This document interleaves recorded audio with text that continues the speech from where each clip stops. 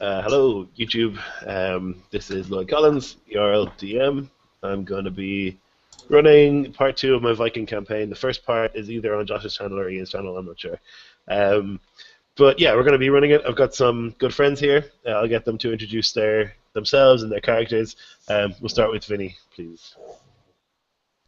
Well, I'm playing Hans Bjornsson, also known as Raven Eye, due to the fact that his left eye has no iris, just a pupil. So people always see that as the sign of Odin's eye, basically. So they call him Hans Raven Eye. He is from a noble family. In fact, his family was at one point in time like the Jarls of Jarls, and then while they were off fighting some raids, their lands were kind of invaded when Hans was a kid, and they were invaded by a man who was later known as Jarl Jarl Haraldson, wasn't it? Is this the one that we encountered last time, or one that you met up? I think Yeah, it's Harrison. no, the one that died last time. Oh, it's Hengel. Hengel, thank you, Jarl Hengel, and so Hans has kind of seized his death as an opportunity to maybe bring his family back to glory, and he's a fighter cleric of Odin, so he's in a pretty good position as far as in the eyes of Vikings go to do so. Right. And that's Hans. Awesome. Okay. Thomas, can you introduce it? Are you ready? Yeah. So I'm going to be playing Arug, last name pending. He is a dwarven wizard, battle wizard, in fact.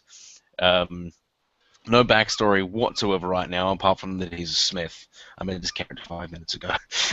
Yeah, Thomas jumped in the last second here, so we'll forgive him his lack of backstory. Right. Tozy?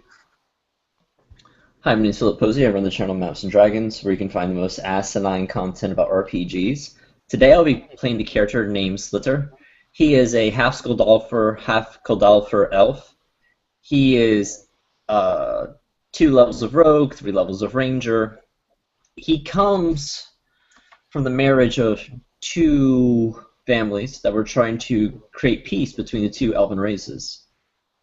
His mother killed his father and then threw herself into an icy river.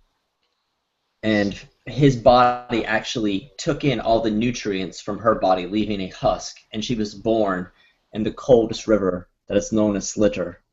And that's where he gets his name from. He was raised by dwarves in the cold realms with frost giants in whom he battled and waged war for years. He now acts as a guardian of Midgard to keep the giants at bay.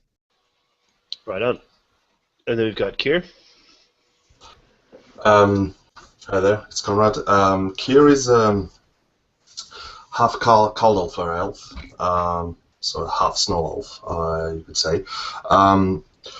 To describe his class, in classic D&D, it would be a hybrid of a warlock and assassin. He's a Aaron chosen. Aaron is a god of life and death within this world. He's basically being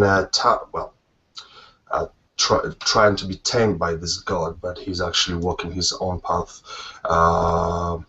discovering his roots and trying to find his place in life. Okay. Perfect. And then we've got Josh.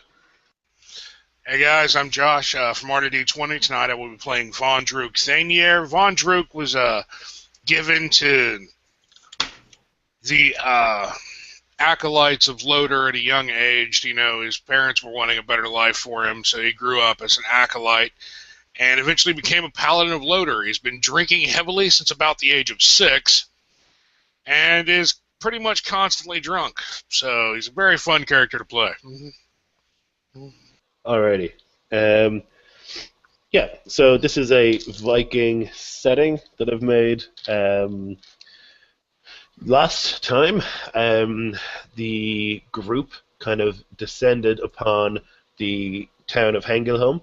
They had just done a raid and were celebrating. And during celebrations, there were some issues, notably that Slitter stole the sword of the Jarl. in this world, magical weapons are extremely rare. They're a very small amount, and they tend to be owned by very powerful people. And yeah, Slither managed to steal this sword just as a giant attack happened. Giants hadn't been seen for centuries by humans in human lands, and so the people weren't really buying it that there were giants on the loose. But the giants came. There was a big fight, and a lot of people died, including the Jarl. But they were successful eventually. However, a red-skinned man, well, man-shaped thing, with smoking armor appeared and took the sword and disappeared into a portal. They also found that on the giants were these markings, which they found out was the cult of the World Serpent, which is a cult that tries to bring about the end of the world.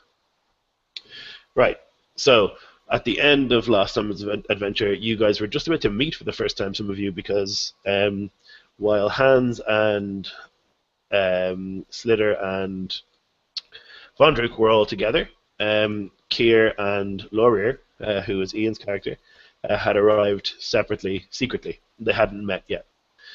So in the smoke and the aftermath, I'm going to say that Hans is in the hall with everybody else, and he had just given a speech to the remaining Vikings, and they're kind of deciding what to do now, what they need to do. So Laurier is going to be standing very quietly, very menacingly. He walked in, he threw this chunk of flesh with the World Serpent's image on the ground, and then there was a bit of a pause. So, if you want to take it from there.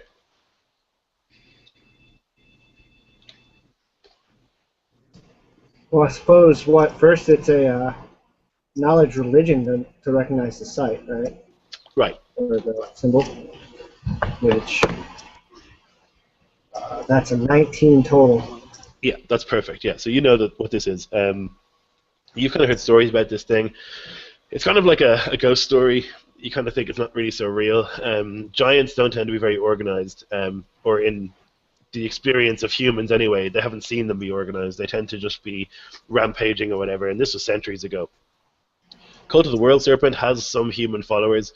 It's a cult that tries to bring about the omens that create Ragnarok. So there's certain things that have to happen for the end of the world to happen, and the cult try to make those things happen quicker.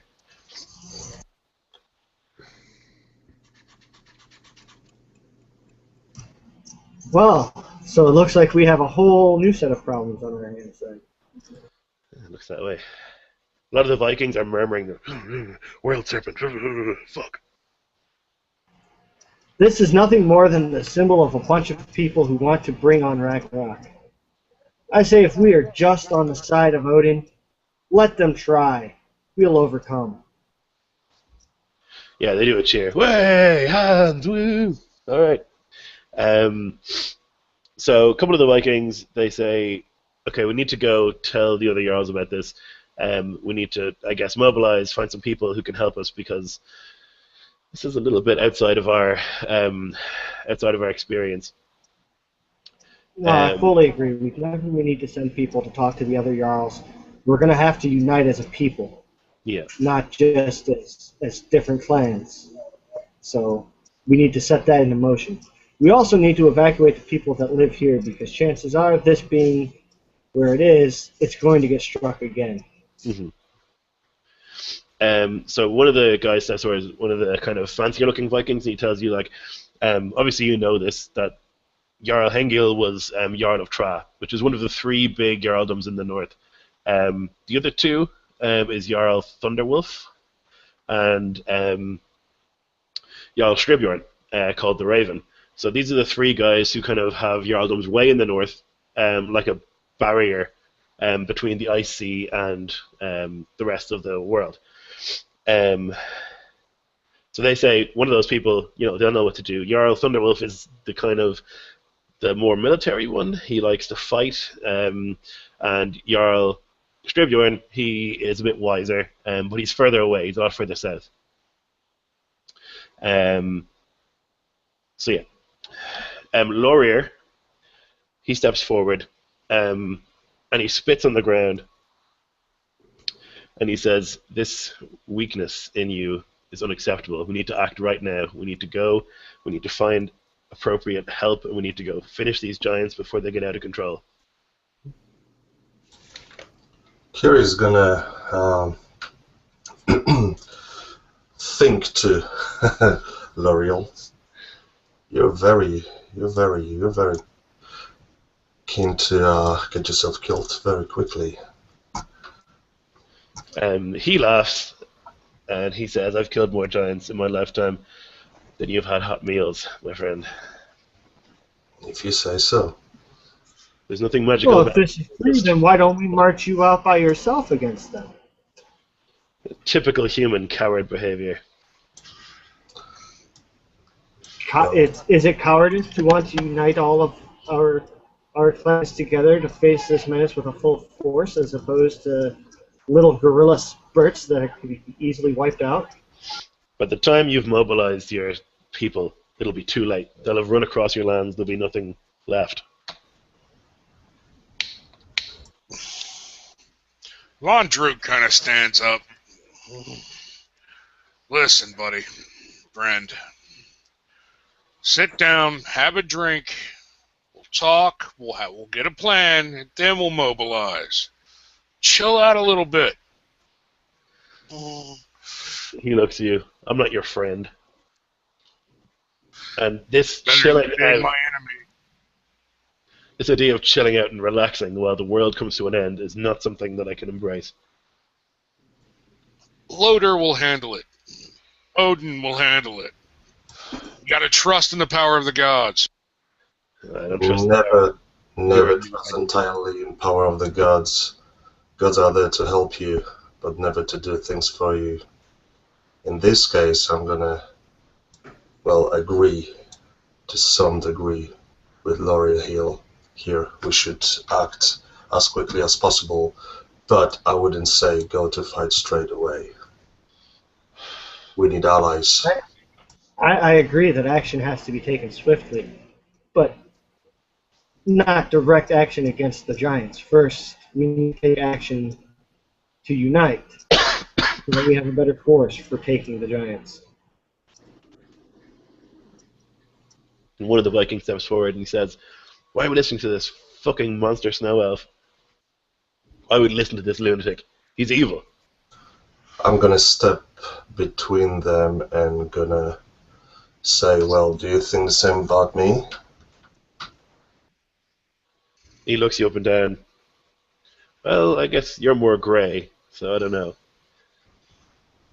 It's not about looks, it's about deeds. We both helped you, so have a little bit of respect. Unless you want to find out what else you can do, and I step away again and let them face each other. He says, he's like looking to the rest of the Vikings, like talking in the middle of the room. "All I know is that snow elves steal babies, and they eat them, and they do blood rituals, and they People do the same Enough! thing. Yeah, People do the I same was going to thing. say, I'm like, enough. How many Enough! babies of yours have been stolen from snow elves? Well, I mean, none of mine, but How many blood rituals have you witnessed? my friend in None, right? in- So sit down and shut the fuck up. yeah, he Someone does. get that man in the room. This is not the time. This is not the time for petty bullshit. Listen to the cleric of Odin. He's right. We need to mobilize. Dear God, I need a fucking drink. Some witch, bring me a drink. Yeah, well, Drew, you're an asshole when you're sober.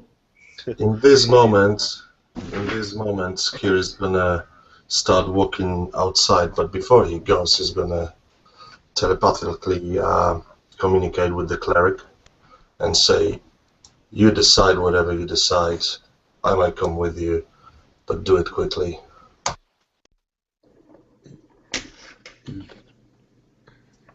Well, obviously, the first course of action is to send messengers to all the other Jarls. They'll be able to move quickly with fewer numbers. Blitter stands up and say that he can be that messenger. Lawyer says, I don't trust any of you to deliver these messages. What's the I say if I safeguard? wanted your opinion, I'd state it for you. I just kind of sit back at that one and watch. He points a spear at you. Watch your tongue, I half-blood. pull out both swords at once. I lower my brow, and you just see my eyes start to flare up. Make a move. Now, I've stated before that enough Viking blood has been spilt today, but I'm okay with this. Actually, as he kind of lowers, Mondruk lowers his massive frame down into a chair and, pulls a winch to his lap and gets a drink. He actually takes the drink in the hand around the witch's waist and takes a hammer and starts pounding it against the shield.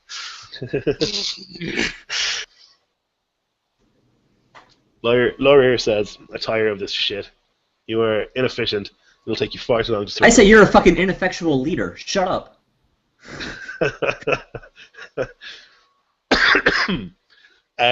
He's going to misty step behind you and try and attack you. All right, sounds good. Okay, he rolled a 14 plus, I don't know his character sheet. He's a +5. rogue. +5, right. I was going to say, I know he gets more than a +3 or whatever. So. Yeah, so it's +5 to attack. going to be a hit. So we're not rolling an initiative here. It's just surprise attack. That's a surprise attack because he teleported. He just went. Poof. But I did see him, right? And I just Yes, and he's I not was- getting sneak attack. I am familiar with their tactics, am I not? Yeah, he's not getting sneak attack or anything. Bum, bum, bum. Okay, you're going to take 10 points. Sounds good. Okay, Do you want to and roll then- initiative now? Yes. Yeah. All right. So that is going to be 14. Okay, so you go first. All right. Then I will attack him twice. Then I'm going to. I don't know. Yeah, I'm just going to attack him twice. Okay. So that's a 14 plus 6. Okay. Yep. That'll hit. All right, so that's 1. And that is a 12 plus 6. Yep. Okay. So these two small short swords just go whisk, whisk. And they do 6 plus 3 for 1, that's 9. And then 2 plus 3 for 5. 14. And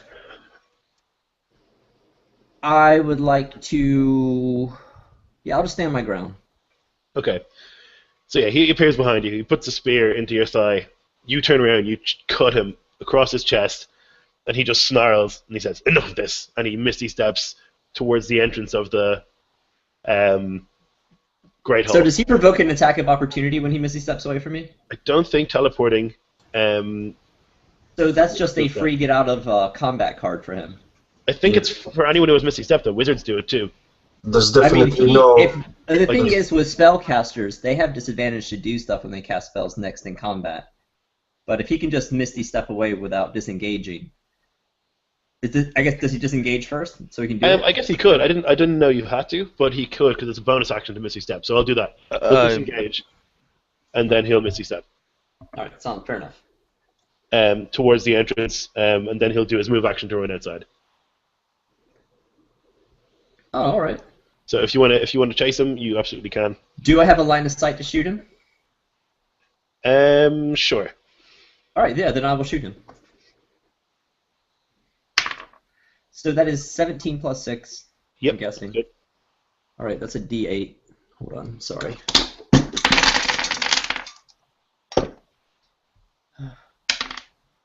So that is a 3 plus 3. So for 6. 6 points of damage. Okay. Yeah. So your arrow clips him, hits him in the right shoulder, and he kind of rolls with it, tumbles onto the ground, and he just continues running. Oh, can I shoot him again? Is he out of my range? You probably have to move to see him. He's gone down some steps. Oh, fair enough. I'll do that then. Okay. So you move your speed. You can try and shoot him again. All right, that's 15 plus 6. Yep. All right. So I just pull back the arrow, and I feel the feathers against my cheek as I let it glide, and it sizzles through the air. There's like a little bit of snow coming down and just goes psh, psh, psh, psh, bursting through the snowflakes as it hammers into his back. And that's going to do 8 points of damage. Okay, yeah, you hear him cry out, and he turns around and he says, "This is not over!" And then he misty steps into the area where the buildings are to break your line of sight.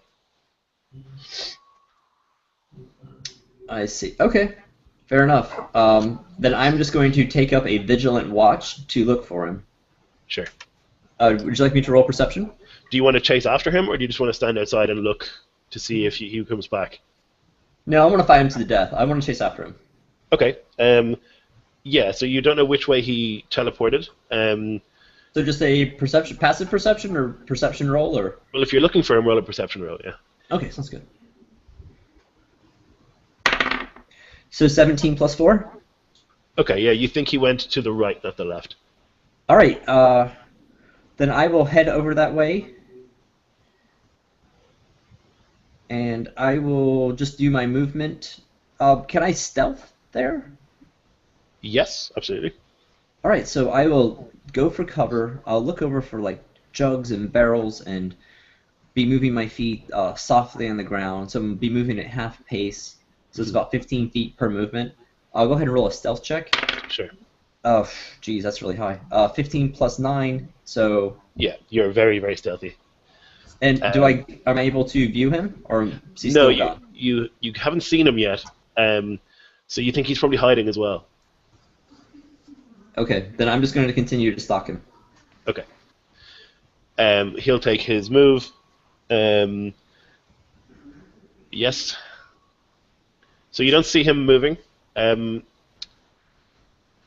If you want to keep chasing him, you absolutely can. All right, then I'm going to dash as a bonus action. Yeah. And head that way. Okay. So, which way? Towards the where way you- that I thought he was going. Okay. Unless I need to do another perception Yeah. roll. I mean, you're making the assumption that he's trying to leave the city or Right. the town. Okay, so you dash towards the wall / gate, and then on his turn, you do see him run towards the wall, and then he's just about to leap and disappear. You can take an opportunity attack as he does. Oh, I will. 'Cause it's epic for that to happen. All right. So, did this bonus action of me dashing there, is this in the same frame of time, or do I have a bonus action to cast Colossus Slayer against them? Or not Colossus Slayer, but whatever Hunter's Mark. Well, in a No, it's an attack of opportunity, so I can yeah, do that. I got it. okay, yeah. All right. So that is an 11 plus 6 for 17. Yes. Okay. So that is a 2 plus 3 for 5 points of damage from the arrow. Okay. Is he bleeding? Can I track the blood? I am a ranger. You could certainly try. He will now disappear seemingly over the wall. All right, then I would make my way up the wall to try and catch a view of him. Okay. I'm gonna This roll guy it. can just messy step at like will, huh? Jesus. Yeah, now he's an NPC. He can do whatever he feels like. Okay. Because NPC Caldalfer can and Misty Step whenever they feel like it, but you guys have to have a limit, otherwise, you know. Yeah, it just becomes ridiculous. Yeah, exactly. Yeah. All right. Right. Hey, look, I do what I want. Sure. Okay. So if you want to roll another perception check, he is trying to hide from you. All right. Yeah, I will. Advantage because of the blood. With advantage or disadvantage? I can roll with advantage? With advantage, yeah. Okay, cool. All right, so that is 15 plus 4. Okay, yeah. You can't see him, but you can see the trail of blood he's leaving. He's clearly just blending into the wilderness quite well, and you can see he's making for the tree line. All right. Well, I think I'm going to give up pursuit for now. If I see his face again, it's attack immediately. Yeah. Okay. I'll make my way back. And Okay. as I make my way back, I like to cast Good Berry so I can heal myself up. No problem. Yeah. All right, thanks, man. All right, guys. In the meantime, while this is happening, what do you guys want to be doing in that bar? Well, I'm waiting outside for Clary's decision, and while Slider passes next to me, if he passes next to me, I just want to say to him, That was stupid, brave, but stupid. I'm sitting there trying to convince people that we need to send messages to gather for a meeting of the Jarls. Yeah. We should head to the Raven, being the wisest of the Jarls, and speak to him first about hosting it. And then have messengers tell the other Jarls that, yes, there's going to be a meeting of the Jarls. There is a problem that we all have to face. Mm-hmm. I'm drinking heavily as I'm feeling a little bit sober. Do you want to... the Vikings are on board. Do you want to bring them with you, or do you want to send them on messages? Well, we're gonna send a couple, like 2 parties of 3, basically, Vikings, to each of the other 2 Jarls. Okay. And then the rest, we're gonna head seeking amnesty, I suppose, from the Raven. Yeah, so you know Jarl Raven's quite a nice guy. He's like known as a fair and just Jarl. He's like quite wise. Not at all like Jarl Thunderwolf, who is a bit of a lunatic. But Jarl Exactly. Thunderwolf has by far the biggest military in the area, and he's kind of the bulwark against anything that comes out of the north. Which is why we need him. Mm-hmm. I would say we'd send runners to both. Well, Honestly, yeah, don't we get send killed out one- there alone. There's 3 Jarls we want to meet together. We send messengers to the 2 of them, and then we go to the Raven. Sounds good. All And right, we deliver the message to the Raven ourselves. that's fine. You can do that, no problem. I guess you guys want to take a night's rest or whatever and go in the morning? Yes, that would probably be best. That'll also give us time to prepare a proper funeral for Jarl Hengel. Yeah. Yeah. Plus, I need to find a seer. And I would will like make sure to- that it's proper. If we're resting for the night, I want to rest outside of the city, up in some trees, and do a vigilance watch.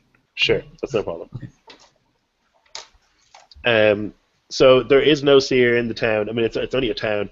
They had a seer. He was killed by having a vision, seemingly. I Last remember time. that. It was gruesome. And there's no one among you, I guess, who is a magical person. Shit. Hopefully Loader can repair my staff. Okay, so you guys take a night's rest. You have a funeral for the Jarl. There's a pyre. All the proper things are said, and the Vikings are pleased about it, that you've paid respect. The next morning, you can set out. So if you want to go to the Jarl Raven, you're going to have to go south, which is probably good. Less snow. Not a lot less snow, but some less snow. So it'll probably take you like nearly a week to get. That's good. That'll give the other messengers time to get to where they're going. Right. So what kind of marching order do you want to go in? You didn't Well- see anything in the night fuzzy, by the way. You didn't see any sign of Laura. I'm definitely up in the front. First of all, I want to get If some this is my rations. terrain, I'm a ranger. I should probably lead them through this tundra.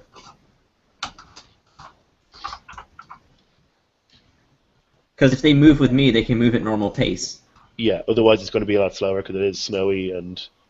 So myself Yeah, so and Slitter. I'll be the eyes and ears of the party. Moving forward. Cool. And Unless you someone wanna- else wants to. I don't want to step on your toes. Well, I'm going to be up there with you, but no, I'll definitely let you, since you know the terrain better. Okay, sounds good. I just think it's important that I be up front, as Vikings are very superstitious people, and they're going to want the person they're following up front. Right. And I have to be up there with him because Loader wouldn't let Odin lead the... Kira is gonna be a little bit to the side, not too much, about 30 feet to the side, trying to stealthily follow Slider. Okay. So you're traveling for a couple days. Nothing really happens. It's cold. It's a bit miserable. But most of you are used to that. Thomas, are you there? Yes, I'm here. You are. Okay. No, No worries. So about 3 days into the whole thing, you come upon a weird scene. You see a dwarf with a hammer, and he's shouting and he's throwing fire at this group of big, furry, white creatures that are just roaring and they're trying to attack him. And he's just barely keeping them at bay. If I know that he's one of my dwarven kin, I would immediately join him in battle. Okay. So in that case, they haven't seen you. I'm going to tell you, they're Yetis. They haven't seen you. So you can get a surprise attack in before you get started. So that'd be great. That's also going to include my hunter's mark. And are these things like giants? They're not giants. No, they're Yeti. They're Yeti. Okay. So does anyone remember how Colossus Slayer works? If they've taken damage already, you do an extra D8. Have they taken damage? One of them has taken damage, yes. So I am going to put Hunter's Mark on him, Colossus Slayer plus Sneak Attack. Mm-hmm. Okay. And since I'm hidden, can I attack with advantage? Sure. Why not? This guy's fucked. Okay. So my bow breaks. Oh dear. Not ideal. Well, here's the thing. It's a 4 plus 6. Does that even hit? 4 plus 6 does not hit, no. Then I'm going to say the bow breaks. Okay. I immediately call for the shield wall to form. Right. Yeah, the Vikings run up and they overlap shields and stuff and they get their weapons out. They get into formation. Thomas, you are engaged in fighting a couple of Yetis, one of whom is particularly enormous. Good. So everyone roll initiative, please. Yes. Oh, shit. Just I think I already got all my good rolls out of the way, man. So that's going to be a 9. Okay. I'm on 14. 10 for Kier. I'm on 15.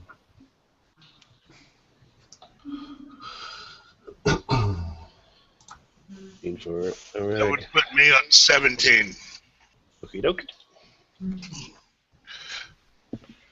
And oh Jesus, 3 for the Vikings. Okay. So Vandruk, your first act. As a bonus action, how far are these guys away from me, actually? So you're looking about 60 feet away. There are 4 that you wouldn't call small, but smaller than the other one, and 1 very, very large one. Okay, as a bonus action, I'm going to cast magical weapon on my magic weapon on my staff, and then move 30 feet towards them. Okay, no problem. Oh, I didn't roll initiative for the bad guys. I should do that. Okay. Okay. Then it's going to be Arag's turn. My turn. How close are they together? They're pretty close together, but they're also very close to you. How close are they to me? They are like in melee with you. Oh, I'm in melee. Okay, Yeah. sorry. I thought. Yep. Okay, No, that's fine. sweet. This is fine. This is fine. Everything is fine. All right. So, what can I do here? What pretty little spells do I have? I'm in melee with a bunch of Yetis. This is really bad. This is quite bad. This is not where I want to be right now. No, it's not ideal.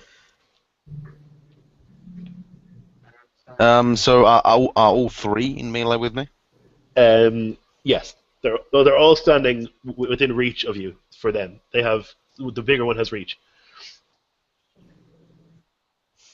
Sweet. Okay, now I could drop a fireball myself and just fucking take it like a man. Which I'm tempted. Fuck, I'm a fireball myself. Okay. Alrighty. Why the hell not? Okay, so they make a dex save. Yes. This is a DC great introduction move. 14. Wow. Okay, 2 ones in a row for the Yetis. They do not make the save. Jesus. Okay, so did you say 14 damage? Or? I think you did. That was a DC. Yeah, it was a DC. Okay, the Yetis get That's a fucked anyway. buttload of damage. Yeah. 39 damage. Ooh, Jesus. Holy shit. Okay. Is the dwarf still standing? That's a good question.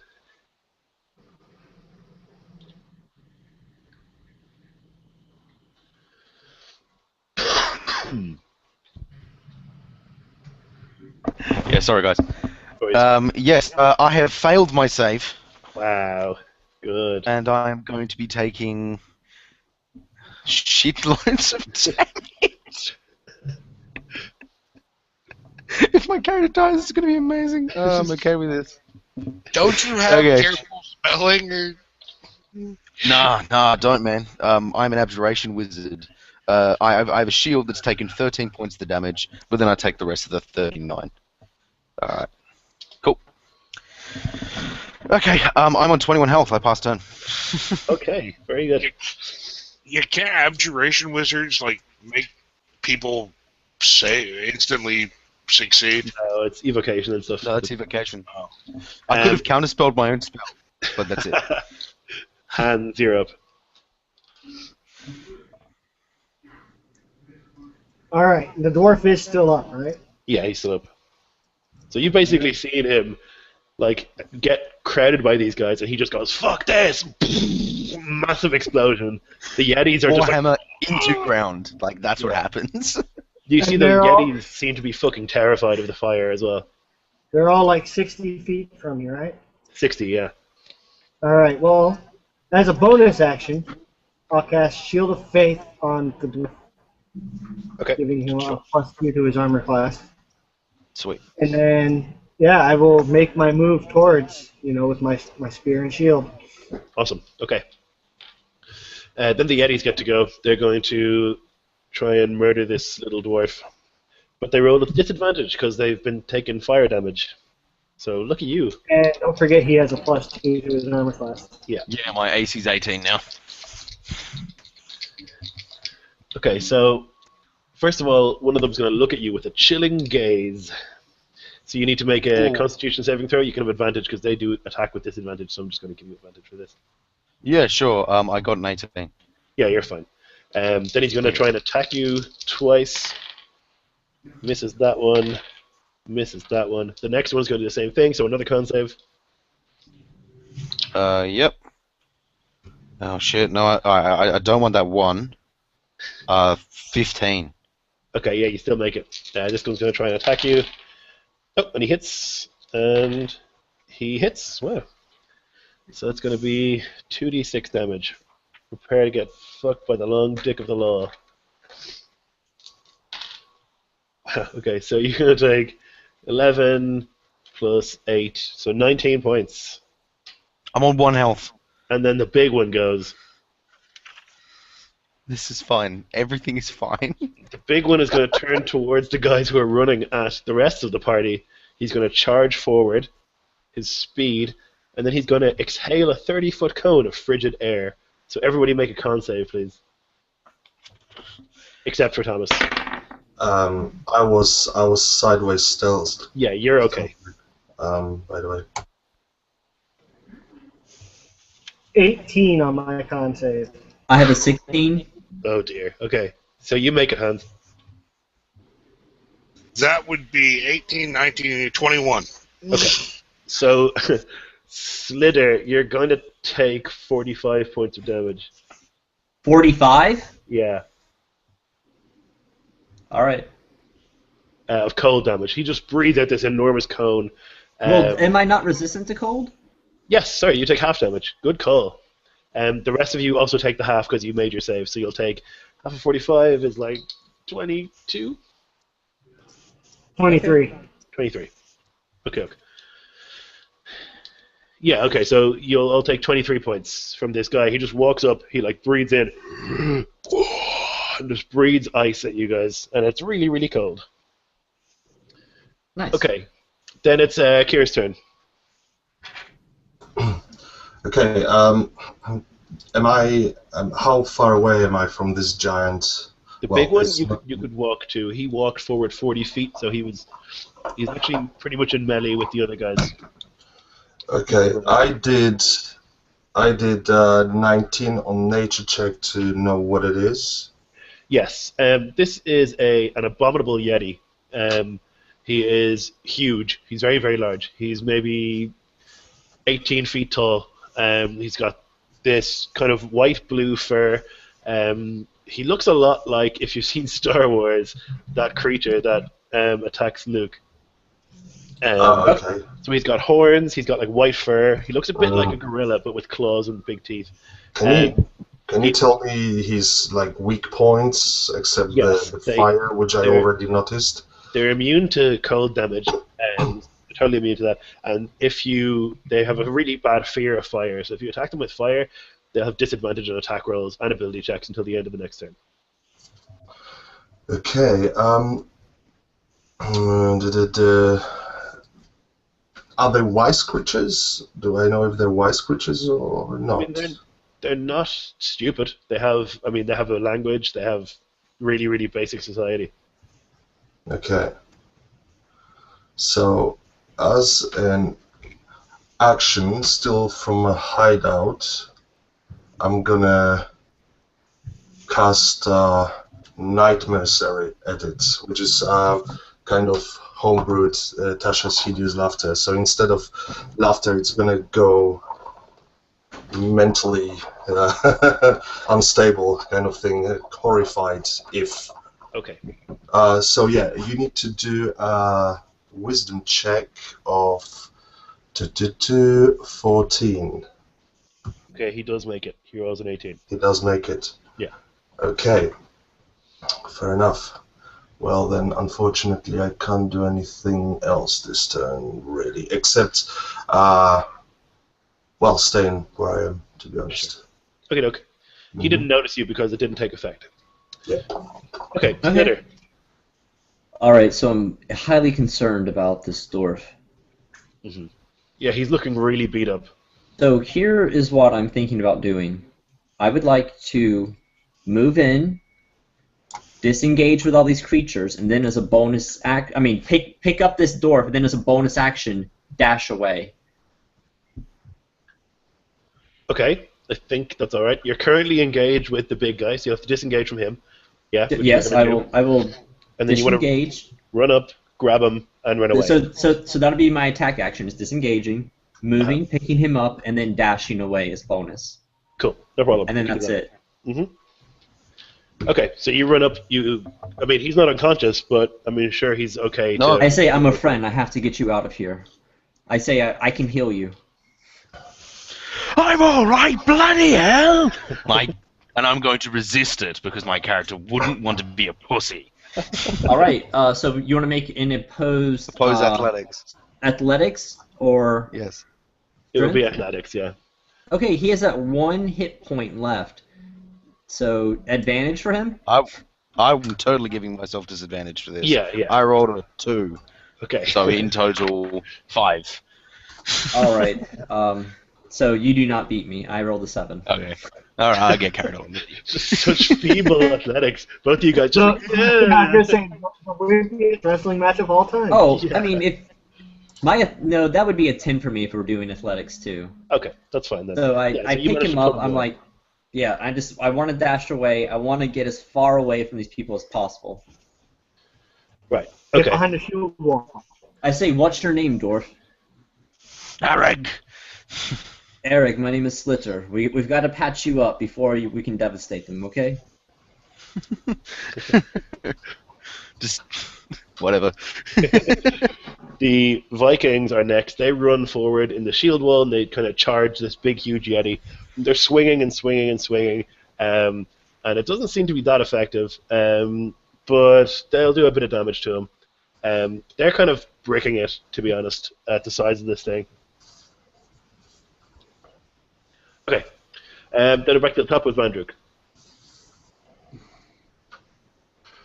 Von Druk is going to roar, and as a free action, he pulls a wineskin off of his belt, uncorks it with his teeth, spits it out, and drowns the wineskin down his throat, then takes his staff up in his hands and charges the Yeti. And he's going to try to smack it in the face. Alrighty. And that will be a 13 plus 8 to hit. Yep, that'll do it. And pull up my character sheet. I'm going to go ahead and let off a smite too, so because smite's not a concentration thing, right? Nope, it's just a free action you can do. Okay, so it's depending on what spell slot you spend. He's going to spend a first level spell slot, So and that will do 17, 18, 19, 20, 21, 22, 23, 24 points of damage. Okay. And then he's going to spin the staff around and try to smack it again.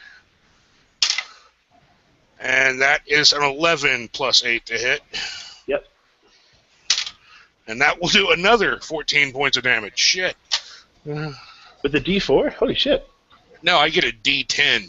My staff isn't actually a staff. Remember, it's a reskin glaive. Oh, sorry. You did 2 attacks, not... I thought you were doing the polar mastery thing. Sorry, my mistake. No. Cool, excellent. Nice work. Okay, so then it's Arag's turn. Wait, no, add 2 to both of those. He takes 2 more. Okay. Okay. Okay, so how close are these guys together? What's going on? So Where can I drop a fireball right now? there's 2 Yetis who were fighting you. The big one ran over to deal with the rest of the people. I've been carried away. So you're still in my arms at this moment. Yeah, I don't care. So you've been dragged away, I guess, Picked up like a baby.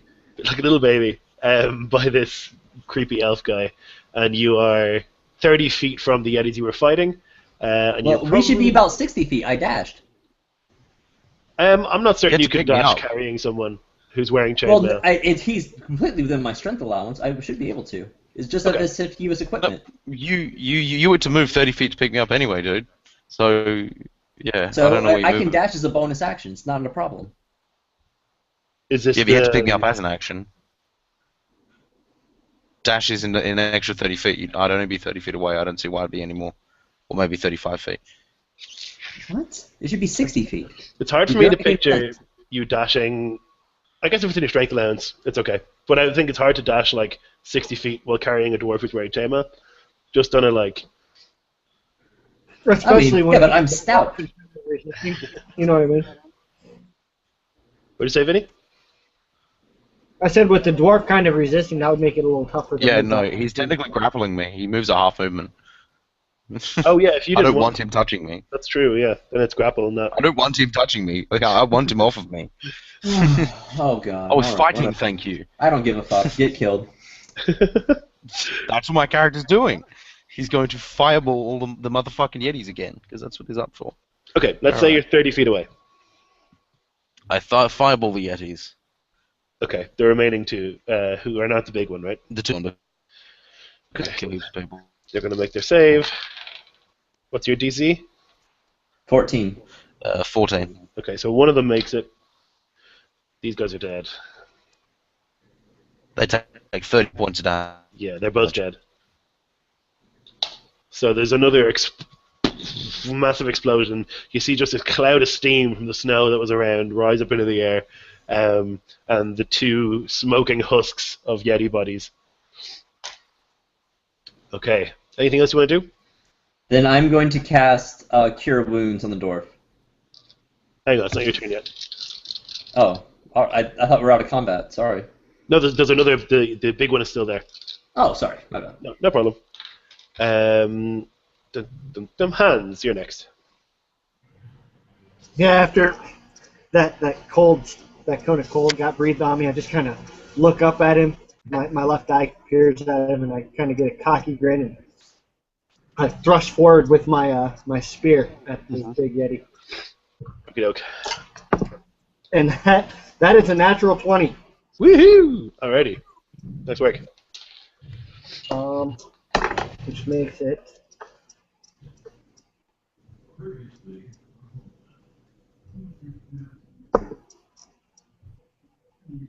$17 points for that. Okay. Very And I'm nice. then going to action surge Mm-hmm. to do a second attack. And that, oh, I don't know. 13 plus 5, 8. 18. Yes, that's a hit. Okay. And that one does 10 points of damage. Okay, he is barely standing. Okay, then it is his turn. Let's see if he gets his breath back. That'd be ideal. And he does. Excellent. Okay, again, con saves for people who are in front of him. So that'll be Vandruk and Hans and all the Vikings. Oh, God. I got a 16. Okay, you failed. I got the save. same. You both failed to save, so you'll both take 45 cold damage. I'm dropped. Fucking I'm hell. dropped. So are all the Vikings. So they're just frozen solid. You guys are dropped down unconscious. Shit. Okay, Kier. He seeing this goes whoa, and he, for a moment, which for everyone else would seem like a second, he just goes with thoughts and goes like, Aaron, if you let me win this, his heart is yours, and he charges. You feel a surge of energy from that.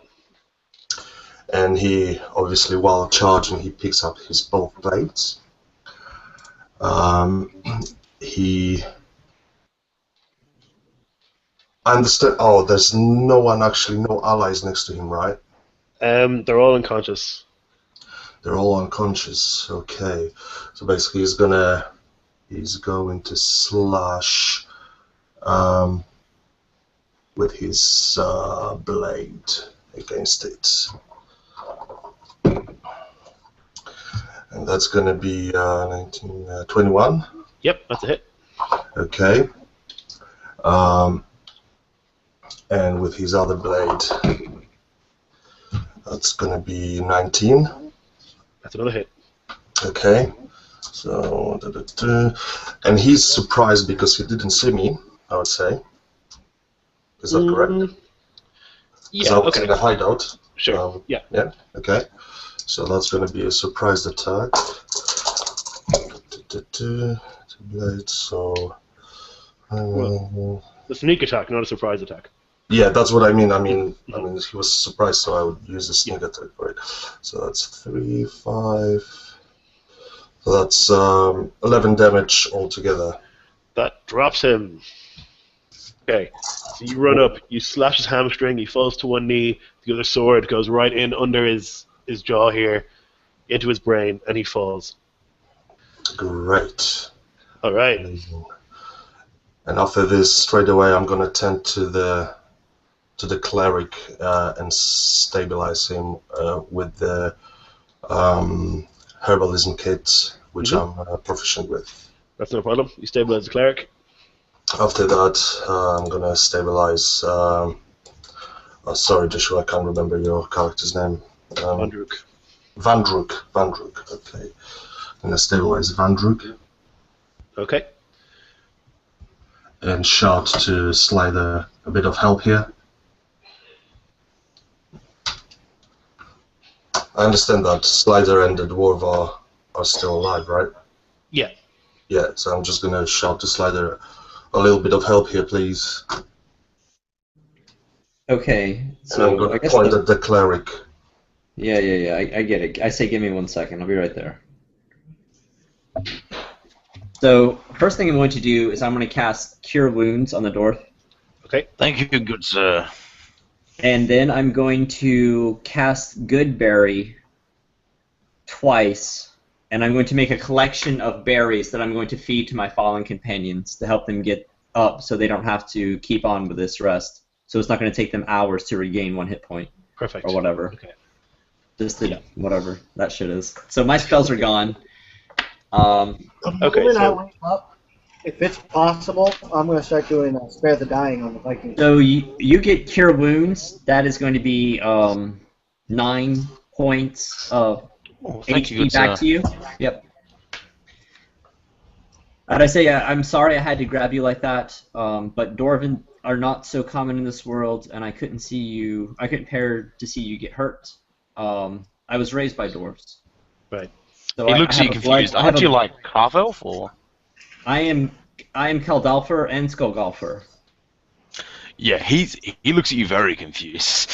I say I know it's a long story, but I have a blood debt to your people. So I go over and I start feeding. I put berries into the mouth of Von Druk, like shoving him down. I'm making him chew it, and that's what I'm doing with the rest. So Okay. Your hands come away slimy from his, wine-stained beard. uh-huh. And Great. so that is 20 berries. So divide that up amongst the people who are fallen.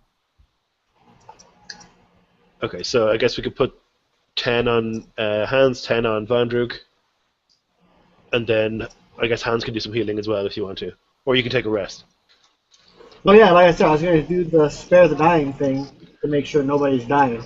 On the Vikings? And Okay, a couple of those were just outright dead, but you can save a couple of them. Yeah, or as many as I can. Yeah. And then, yeah, then we definitely need to take a rest. Hmm. After he spares the dying, I will spread my lay on hands out as much as possible. Yeah, okay. I would like to search the Yetis. Do they have anything on them? They literally just have fur. That's cool. I would like to skin them, and if there's any dead, I wrap them up in their fur. Okay. All right. I'm definitely keeping one of the horns from that fucking abominable Yeti. Yeah, that's Yeah. a big kill for you guys. That was a counter 9. That was a counter 9. The big one I'm skinning and turning into a cloak. You actually Yeah, not. I'm keeping one of the horns. I don't care. Kira's You taken have- the heart out of the big Yeti already. As long as I can have one of the horns, I don't care what you guys do with the rest. That's going to become my drinking horn. So you can see Kier basically while we were doing all the healing and stuff. Kier was cutting out the Yeti's heart, and you can see Kier taking it out and walking away a distance, looking behind, and going, "Don't follow me, please." And he goes. That's a big Yeti. I can still get enough fur to make a cloak. Okay, so you set to skinning, and I'm guessing maybe eating the Yetis, right? Because you're probably hungry for some meat.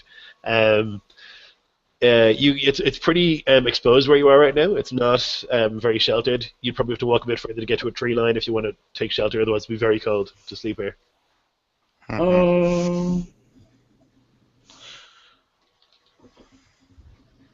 We'll have to find shelter. Well, the thing is that I can find tons of food. Well, it's not the food that's the problem. The problem is finding a place where we can rest and not be frigid cold all. The humans won't be able to I'd say deal with the cold doesn't fucking bother me at all. What's wrong with you? It bothers the humans. We're human. That's what's wrong with us. And I do make sure to give all the Vikings that survived, I give them this huge speech about how if any of them have doubted, how willing Slitter and Kier and I even our new dwarven friend, how if anyone ever questions their resolve, that they need to remember that they're breathing here today because of these 3 people. Yeah, they kind of were like. I say don't right. even mention it. Don't worry about it. No biggie. Yeah, Basically, exactly. trying to get rid of their whole fear of the elves and the dwarves. Yeah. So I'm going to be foraging up some food for everybody. Mm-hmm. Going through the brushes, finding bunnies or snow foxes or whatever else there might be. Maybe there's a little bear cub. Maybe the mom is coming. I don't know. It's pretty tundra-y at the moment, so to find some food, you have to go a little bit further afield, but you are able to find rabbits and crap like that for sure. Oh, I just noticed, by the way, I can move stealthily at a normal pace, so no need for me okay. to. Yeah. Cool. So that's all we do. Okay. And while you're doing this, Kier hasn't noticed you, but you can see Kier going back to the whole happening side. His hands like palms all covered in blood, and he's returning to the group. He can't see you. Mm-hmm. I put my head out the bushes and I wave to him. Hey, Kier, what's up? And he just turns and turns again and keeps on walking. You're getting waves of pleasure, Kier, from your patron. You're feeling like you've done a pretty good job. Cool. Can I track and see where he came from? You can try, yeah, if you want. All right. Well, I'm just kind of standing there. No one's talked to me, and no one's asked why the fuck I was there. Actually, I was leading towards that. When I mentioned- You guys I went out to get you fucking food, you ingrate. No, but you just go get food, go do everything instantly. My character's kind of sitting there. It's like, okay, I'm just gonna rest then, and just kind of sits down. The dwarf sees this, massive human walk over towards him. He's like 6'5", carrying a Yeti pelt under his arm, and he takes the wineskin off of his belt and throws it to you. Have a drink, my friend. He looks at the drink, doesn't drink it, puts it down. That's the good Anyway, stuff. Lloyd, man. why am I here? What kind of fucking dwarf is this? Why are you here? Why if you want. I was thinking you're probably just traveling around, seeing what the story is. We probably should have come up with a backstory before we started, but you can either make one up or you can say you were on the way to where they just came from, which is now ruined, Yes. You don't drink it? I drink, but only fine dwarven ale, my friend, not wine. This massive human just kind of glowers at you. How dare you turn down Loder's blessing? My character just grumbles and says, whatever. That mead was made with the magic of Loder. You should drink it. He does actually, when you say it's magic, he definitely has a look at it, kind of as if to, like, is it actually magic? Gives it a taste. That's that's water that was turned into mead. Very well. It is quite He a trick. seems to like it well enough. Puts it down and says, very well. Actually, I'll stand up. I'll be like, actually, I'd like to declare a demonstration. And I grab a bunch of snow, and I like pack it into a horn. And I kind of hold it up over the fire until it melts. Hand it to Von Drook. I was like, I'd like a drink, Von Drook. Von Droog takes it. May Loder bless this water. And he hands it back. I'll take a sip, and then I'll offer it to the door. He seems reasonably impressed. He takes Best a drink. mead you've ever had.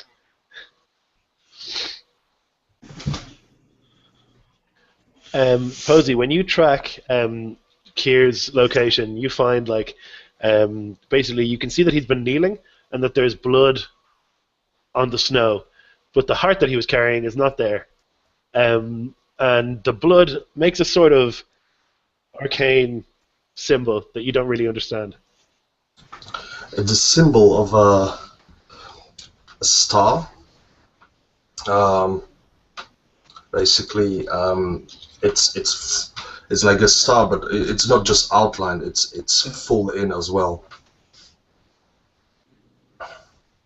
So basically, you've got a star with the blood inside as well. It's not just outline of the star.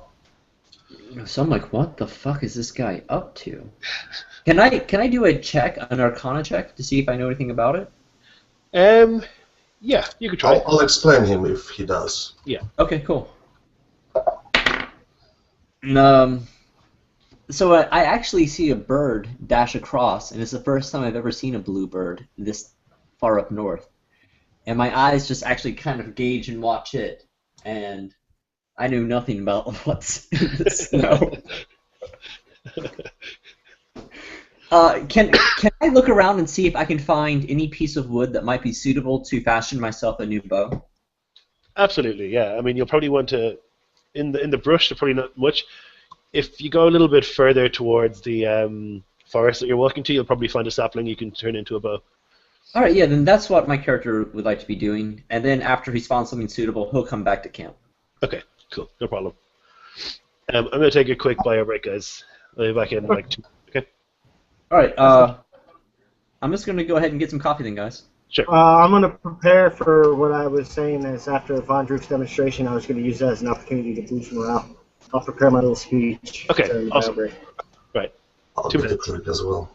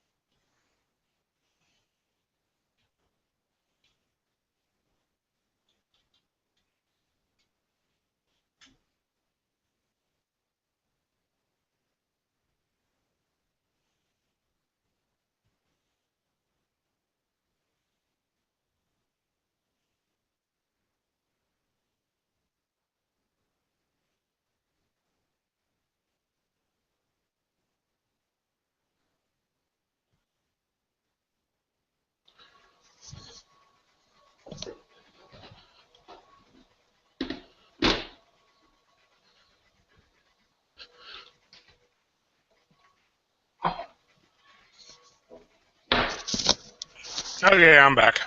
Hey, man. Didn't know everyone was going to take a break. Shit. Yeah. Yeah, I just stayed here.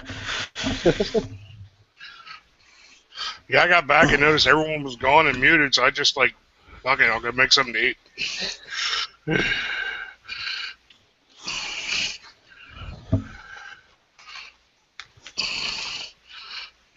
Well, make's a strong word. Warm up in the microwave.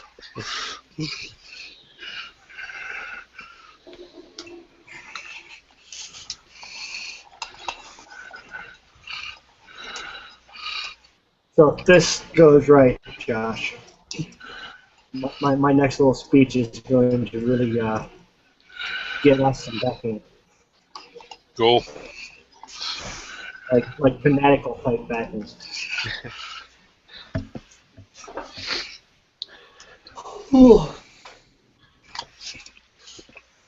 Just waiting for Conrad. 30 seconds. No problem. Holy cow. Are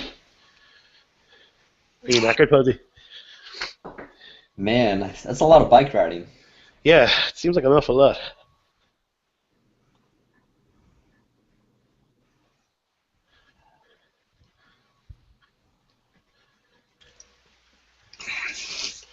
Yeah, riding a bike can be fun though. I haven't actually ridden a bike in like, well, a bicycle in like 15 years. Man, you got to get back on the horse.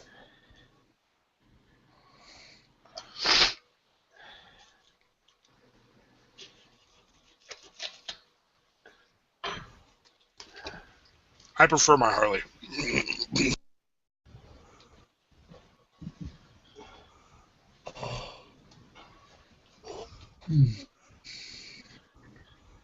Okay, so that was exciting. You guys nearly died. That's pretty cool. I can see this is going to be a long campaign. Oh yeah. Well, with time breaks like this, definitely. I'll just kill you guys pretty soon. Oh, Huh. that's just not right, man. Dick me. Oh, Slider. Glitter. Slitter. Slip. I know I'm not the DM, but do a perception check. Okay. Wow, super high. 22. Okay, so when you get back to the camp, Kiri's sitting doing his own stuff, but you look closely and you can see same kind of star on the palm of his hands.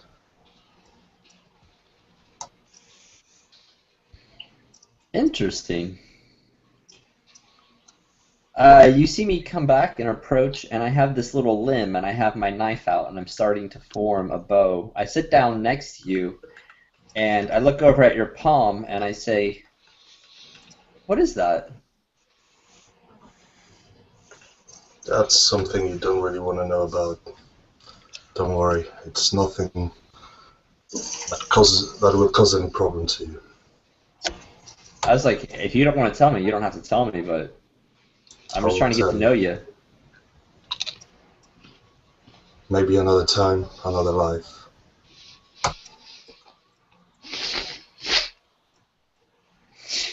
Okay.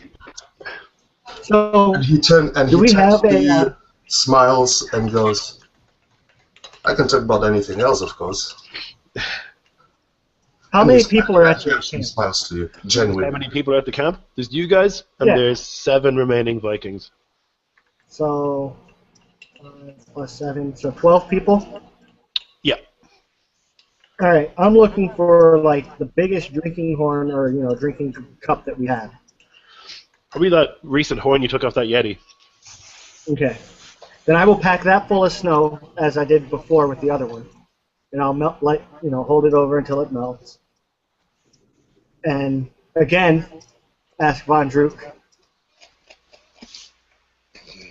Mondrick will take the horn and he holds it, kind of closes his eyes, puts his hand over his chest. Lodor, bestow your blessing on these men that they may drink and feel your blessed energy wash over them.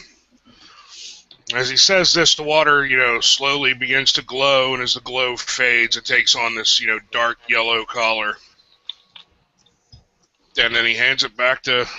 He first takes a drink of it, kind of smiles, shakes his head, and then hands it back to him.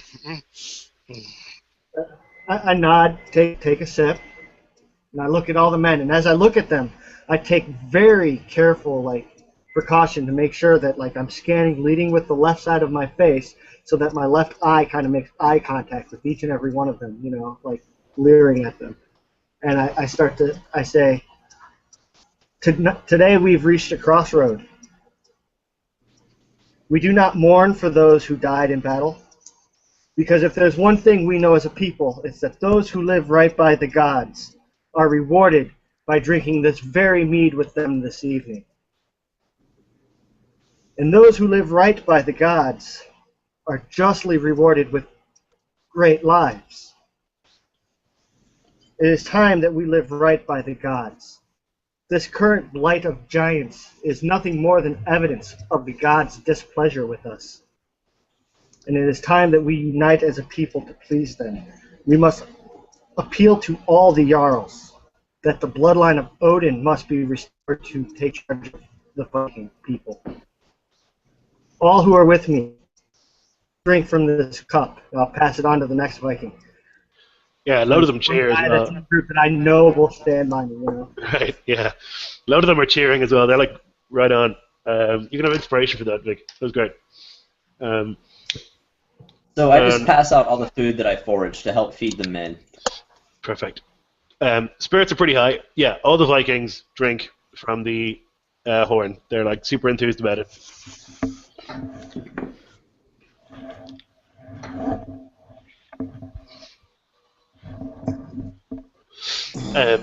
Do you guys want to drink from the horn? I drink from the horn, I guess.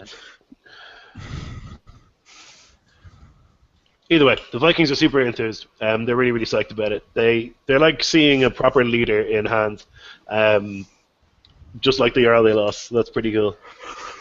Okay, so then I'm assuming you guys want to rest, right?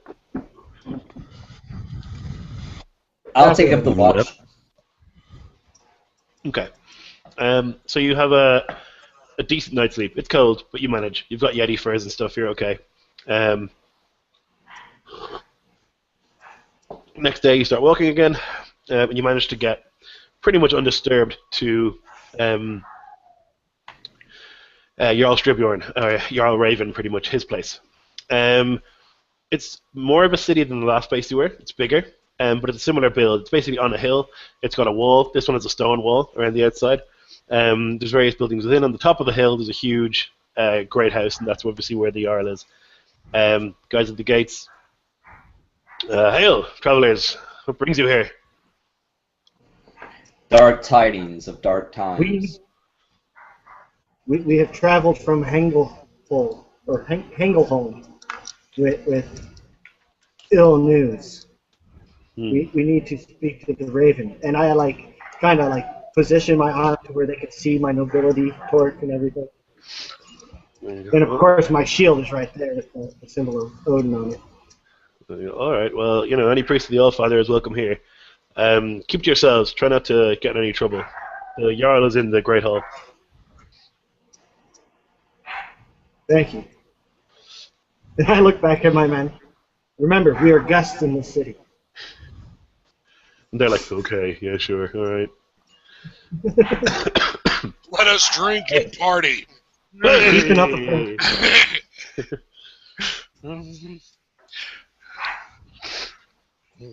Yeah, head for the Great Hall. Okay. Yeah, you get there pretty much no problem. And in the Great Hall, it's not full, but there's a couple people in there.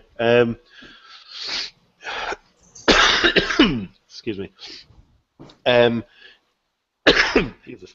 So Jarl Stribbjorn is called the Raven. He's the Jarl of Twa, which is the second of the three. He's got, you see, sitting at his table, there's himself, there's a couple of big burly warriors, and there's lots of people who look like seers. A couple of them have runes cut into their skin. Some of them, a lot of them are blind actually. And he's just in conversation with those guys. And he sees you come in. He goes, "Ah, my friends, welcome. Come.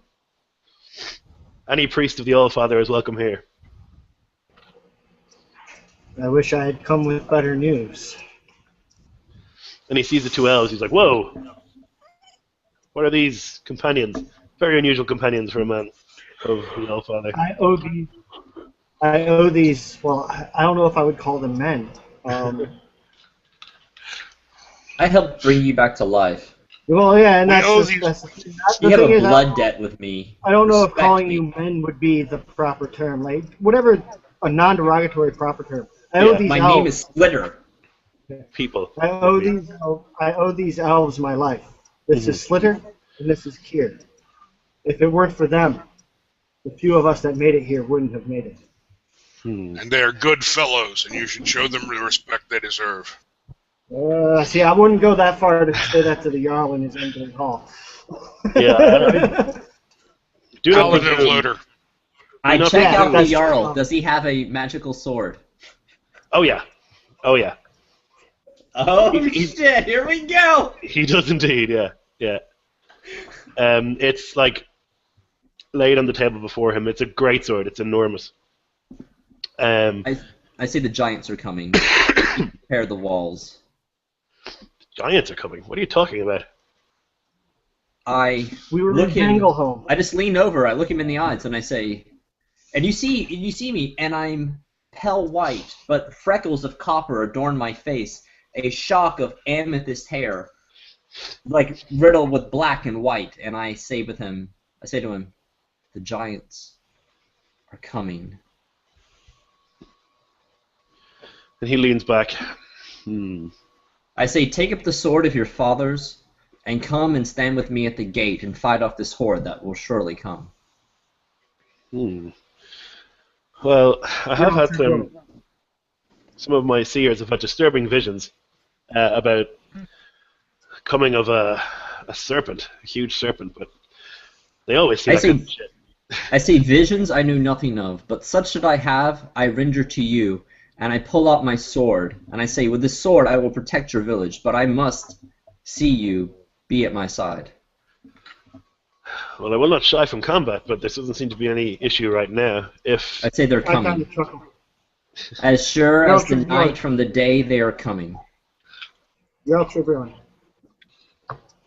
No offense to my good friend here, but I implore you to heed these words. The Jarls must convene. I turn to Hans and I say, "Did you keep the skin?" No, I did not. Evidence. But We I'm must sure- bring evidence next time. I am sure that the Jarl here is no stranger to the stories of the cult of Jormungandr. I tell the Viking men to speak up to this Jarl. yeah, and they're like, yeah, we did see giants. Seriously, like giants, actual literal giants. They were real. It was pretty scary. And Q steps we a need bit to bear no closer. more proof than this. And I kind of remove my breastplate so you can see the scar from the one giant had speared me. Q comes closer and says, "Good Jarl, if you're not afraid and you allow me, I'll show you what we talk about." What do you mean? I mean this, and he focuses and he shows telepathically the image of a red creature stepping through the portal. Oh, Jesus Christ. What on earth just happened? What? How did you? Whew. My God. Okay. All right. He turns to one of his servants. You, fetch the rune seers. Fetch them now. He goes, okay. All right. He runs off to get them. The couple of seers who were sitting on the bench near him, they're like, "What's wrong, Jarl? We need to do some scrying. We need to find out what's going on here. These people have seen real danger." Again, Jarl Tribune. I am Hans Bjornsson, and I make sure he gets a good glimpse of my eyes. I believe you know who I am. I do indeed. You're welcome in my hall. And you at least know who my father is. Of course I do. I have a theory as to what must be done to gain favor of the gods. Enlighten me. It used to be that the bloodline of Odin ran the Viking people. That all the Jarls were united under the champion of Odin. Mm-hmm. I feel it is time that this course of action must be taken again. And I'm going to be as persuasive as I can with the way I give this speech. That was a long time ago, Mr. or Jarl Bjornsson. A very long time ago. Not in my lifetime, not in my father's lifetime. It's been many centuries since the Odin bloodline ran the country. The king now is in the Stahlburg down in Felvetterheim. They don't really care what happens up here. We've got older ways up here. We've got the 3 Jarls. That's how it works.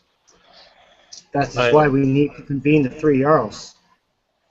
I can Get them all send... to agree. Well, if what you tell me about Hengel's home is true, then Jarl Hengel won't be making an appearance. No, I can call... we gave him a proper funeral. We sent him up to Valhalla well. Well, then I can call for Jarl Thunderwolf. What a ridiculous name that is. I can call for that A Jarl. messenger has already been sent.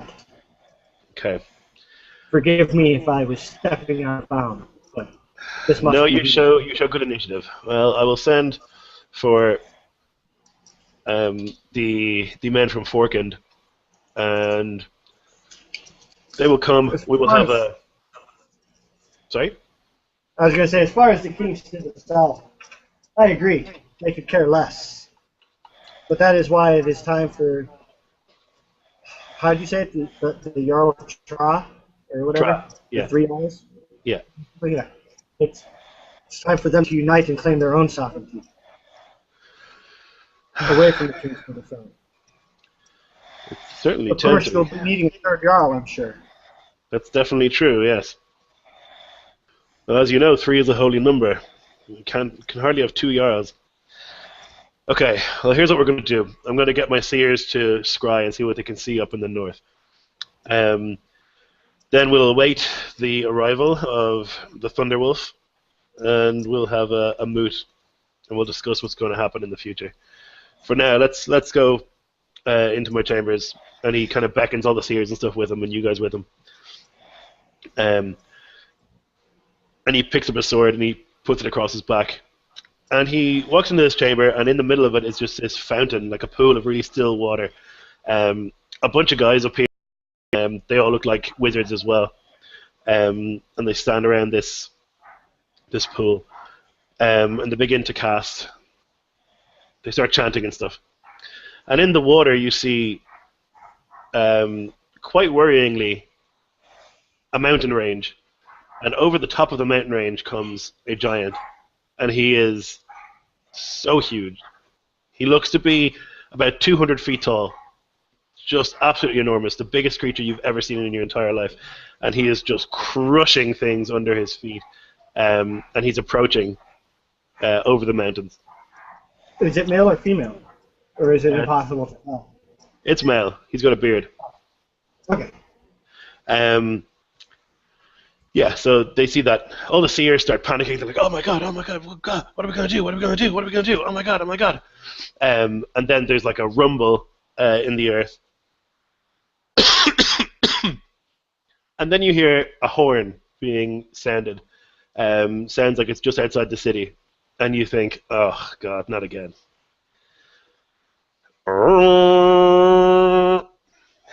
And people rush in and they're like, Jarl, giants outside, Jarl! I say, Jarl, they're coming for your sword. Give it to me and I'll stow it away.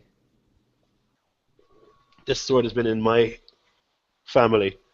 I want it to remain in your family. And you would do this by taking it away from me? I will never give up the sword. The sword has been in my family. I kneel down before him and I say, I am your servant. Let me draw this enemy away from your people. And then when I'm able, I will bring it back to you. And I hold my hand on my heart and I say, I swear it. I will see what these giants want, and then we can see what we're going to do. They want your sword, and they will not stop until they get it. Please let me lead these monsters away from your people. Lives are at stake. And you can see he's thinking about it, but he also just really doesn't want to give you the sword, because this sword's been in his family for longer than he can count. And I say, well, how many people have been under your protection for so long? It shows greater strength to give something up. Please, let me help you. I will bring you back the sword once the enemy is gone. Jarl, You saw in the pool yourself. That is no doubt Laufey himself leading the giants. And I didn't lie to you about the giants. I'm not lying now.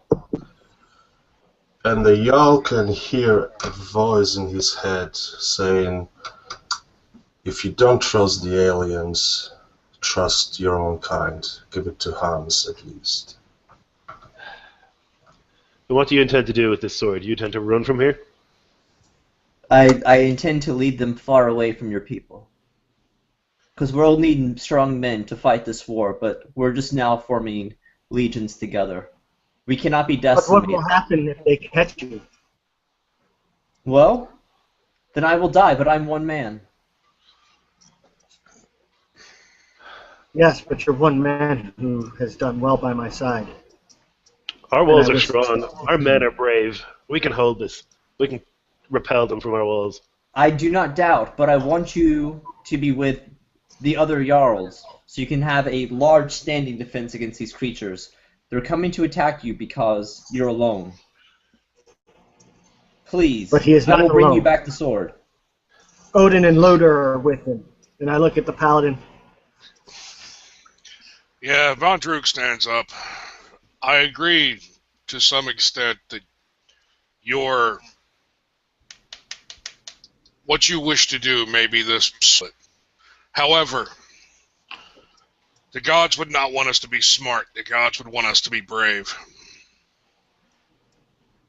If the sword is to be taken by the giants, it should be taken off the man who is meant to hold it. And I'll look at the Jarl. He stands up and he says, I will go look at this enemy and I'll make a decision. I will And go he with walks you. out of the Great Hall. You guys want to follow him, you totally are welcome. Oh, to. I'm following for sure. Yeah, I'm Yeah. not even really following. I'm like walking next to you. So you walk outside, and arrayed outside of the city, there are 10 frost giants, 21 feet tall. They have, I'm sorry, did you say 10 frost giants? yes. We're not gonna make it. I look over at him and I say, now is the time. This is a very critical moment in your life and of your village lives. Give me the sword. I will pull them away. And he's just thinking, he's trying to figure out what he's supposed to do here.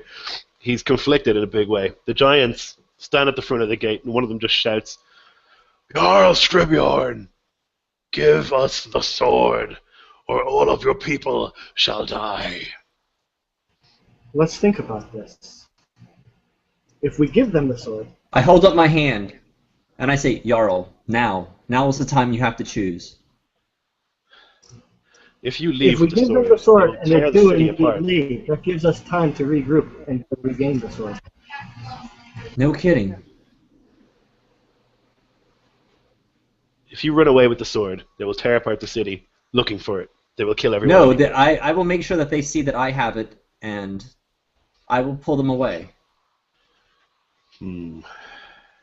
Trust me, this is far more brave How do than we know standing we want here to and destroy the facing city death. anyway for our insolence? All right. This is what I'm going to do. I'm going to trust you as a group to take this sword away from here and to lead this enemy away. Lead them away. I will speak with the Jarls who come to me, and we will come up with a plan. Excellent. And he gives the sword to Hans. Hans smiles, holds the sword up for the giants to see. They roar, Roar! Give us the sword! I say, Hans, give it to me. I can move the quickest.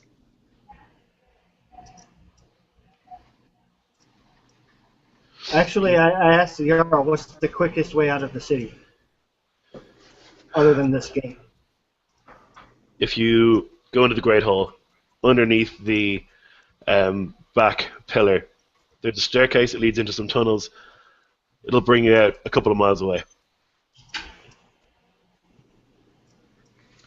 I say we have to lead them out of the city. If we leave that way, they're going to come into this town.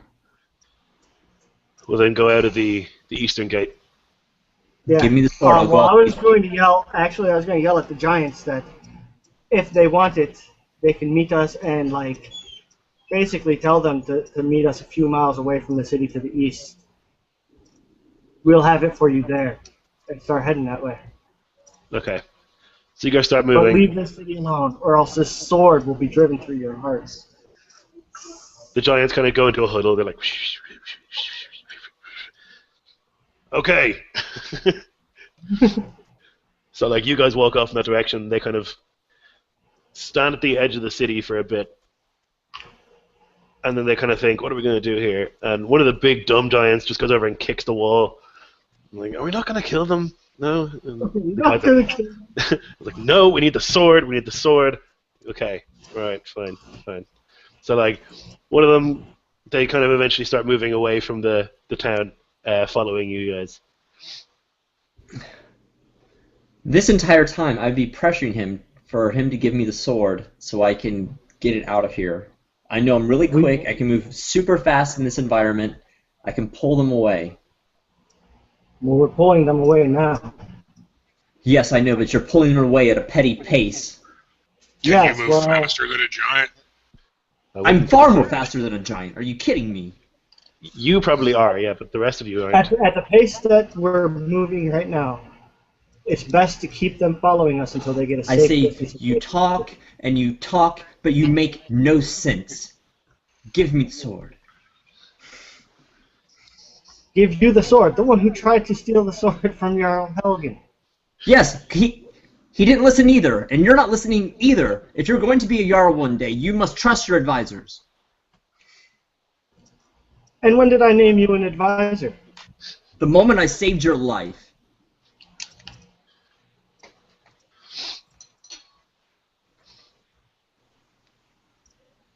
I think I'll hold on to it for now. We're fucking dead. So what's the plan, guys? You just want to run, is that right? You want to run away from the city? Yes, of course. Run away from the city. We need to come up with a better plan of escape as we're running away from the city. Right. I'm begrudgingly following. I look at Hans. Loder and Odin would want us to face them in Mortal Kombat. I say, well, Valhalla, but not today. I agree, they would want us to face them in combat, but they would also want us to spare the women and children in the city.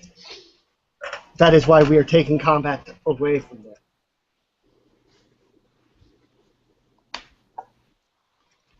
Okay, Posey, you want to roll a survival check for me?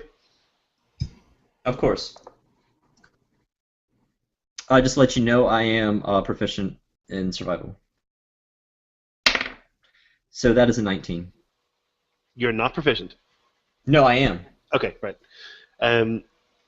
Yeah, okay, so you know this area quite well. You know up near here, I mean relatively near here, maybe an hour's run away. There's a natural sort of, what would you call it? Is it a waterfall where I can lead them, where maybe they can plunge to their death? It's a sort of cliff. Yes, awesome. That you can lead them to, exactly. And I relate this information to my crew. This is just the type of environmental advantage we need. How convenient. Yes, yes. Okay, so you guys are running. You can see the giants are walking behind you, and they're keeping pace without any issue. They have legs that are taller than you are, so they're just casually striding behind you, just like, we're going to get the sword. There's only like 5 of these guys. We're huge. This is not a problem. You know, they're like totally confident.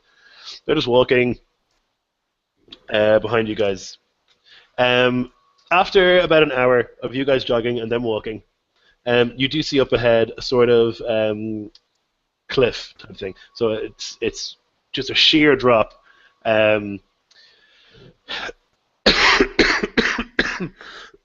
Excuse me. Just a sheer drop that's ahead of you. There is a sort of a stream that falls seemingly into infinity. You can't even see the bottom of this thing. Is there a cave where birds dwell? Is there a nest down there? On the cliff face? Yes. Sure. I pull out my climber's kit and I say, let's make for it.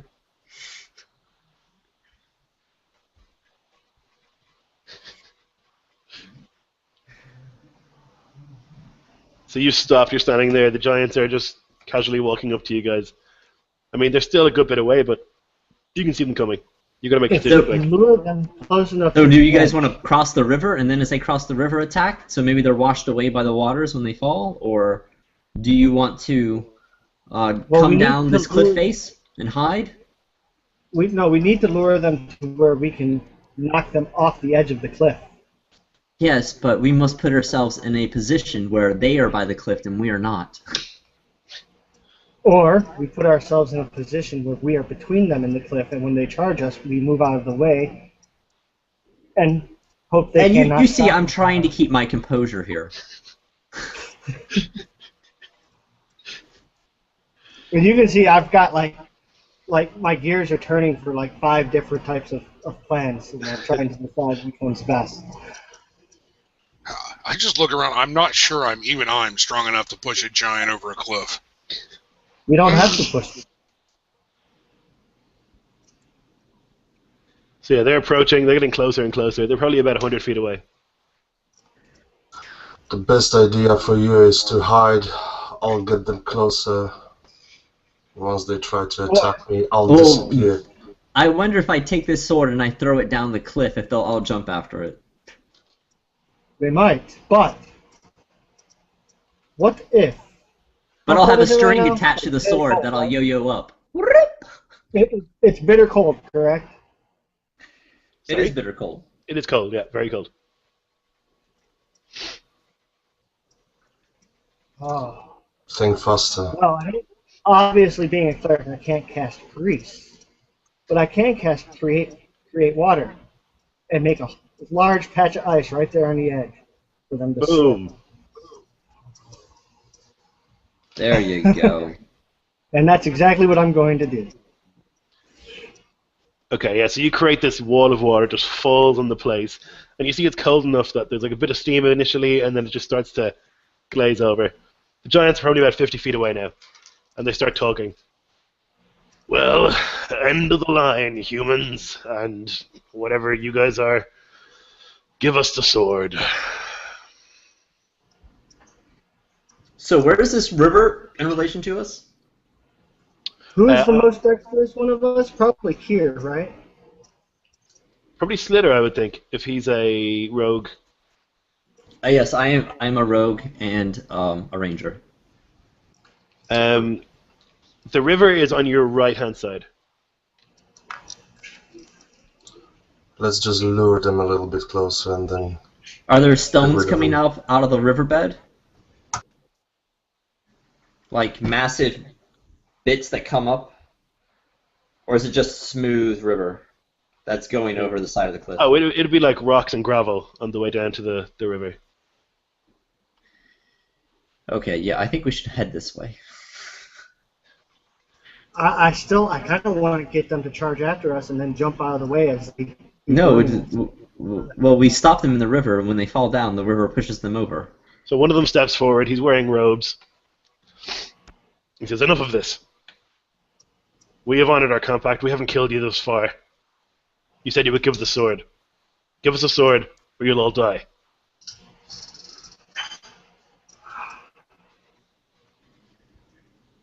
Now! I gaze up at him. My left eye just peers right at him and kind of like glistens with light. Come and get it. Oh, Jesus Christ. As he says, That's- Hans By the way, this says is 2 giants apiece. Yeah, it's two frost giants apiece. As Hans says that, Mondru looks at them, he pulls a wineskin off, drinks it down, unhooks his cloak, stretches his shoulders, bring it! He's like, it's about time. So he Take out the wizards first. he turns around and he looks at his guys and he kind of just rumbles. He makes like a noise like granite falling. Well, And he's speaking in giant. I understand it. Okay, yeah, well then he says, Oh, I also understand it too. you two fucking lunatics, take care of them. So these 2 naked giants with these huge swords walk forward. At And- this moment, I would like to do something, if I'm allowed to do a surprise action. I'm going to cast Hex on the leader. On the leader, sure. Yes, please. These two guys start walking and then start running forwards with these huge swords in tow, and they're charging at you guys. How long would it Wait. take me to pass this river?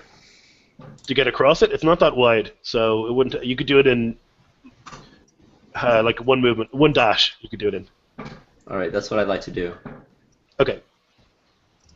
I'm going to wait until they get close enough, and then yeah, I'm just going to jump to the side and let them slide on the ice right off the cliff. All right. As a Hex,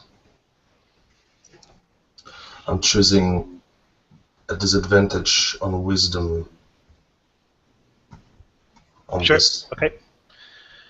What about you, Arag? What are you going to be doing? I think he's muted. Thomas? Thomas. Okay. Sorry, guys. I may have pulled an ear. You fall asleep? Yes. That's what we're calling it. Pulling it in. And I woke up in the morning and I pulled an ear and then fell asleep. Okay. Well, basically, you're standing on the edge of a cliff. There's like 10 giants barreling down on you. Jesus Christ. Yeah, it's gotten pretty rough. Very different. So And I they're just confidently smiled at them and told them to come get the sword. yeah, I say you trying- can get on my back and I can carry you across the river. you're just determined to carry this dwarf. Do you know I will what? carry Fuck you you all. kicking and screaming, and Alright. we will get through this like we always I've have. definitely slept, haven't I? Yeah. If you I have a begin great to spell, rise now in- is is the my time turn? to cast it right over my ice. Yeah, so basically you're getting a round of actions, and then we're going to do initiative, because they're charging at you, so I'm going to let you all take a turn while they I charge. begin to rise into the air. Oh I'm my. flying. Fly, Fuck you all. okay. What? You're fucking flying? Yes! I whisper to my warhammer as I begin to rise into the air. He's almost as tall as me and Josh. I spit at the ground. I say, fuck you and your carrying. Yeah, I'm just, as a bonus action, I'm casting Magic Weapon on my staff, and I'm readying an action, and as soon as this thing gets close to me, I'm going to sidestep and bash it in the knee. Okay. So yeah, these two lunatics, in the words of the giants lunatics, so these big naked fucking giants with these ridiculously enormous swords that they can barely lift, are just running forward screaming. They run and they run and they run. Like I say, I wanted to ready my little, instead of using my surprise action, ready my action, kind of trip one up with my spear as he hits the ice. Okay. You can attempt it, certainly. So they run forward, they go to swing, and they just go, whoa, and fucking slip, and they're like, what the fuck? Whoa! It's very cartoony, it's like they slipped on banana peel. And they, yeah, so you try and trip him with the spear. He steps on the spear. It goes into his foot, the blade, but it does break your spear. He then falls onto one knee and rolls over the fucking cliff. Just whoa! The other one is running forwards as well. Josh, you jump out of the way, smack him in the back of the knee. He fucking rolls as well over the top of the hill. And you see the giant wizard, and he's just like, oh, for fuck's sake. And in that moment, Kier is throwing dissonant whispers into his head. Okay, so he makes a wisdom save, right? With disadvantage? Mm-hmm. Okie dokie. Okay, he fails. He takes... He takes...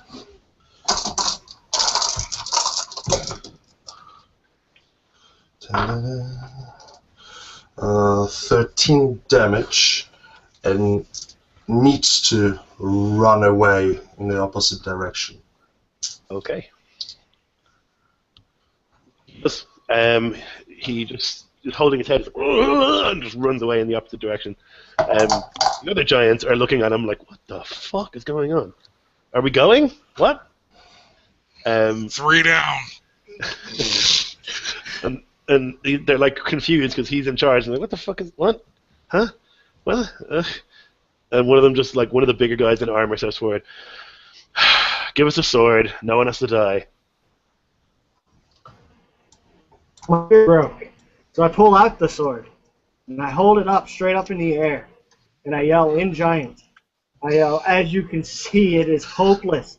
Odin will make all the frost giants bow before his champion.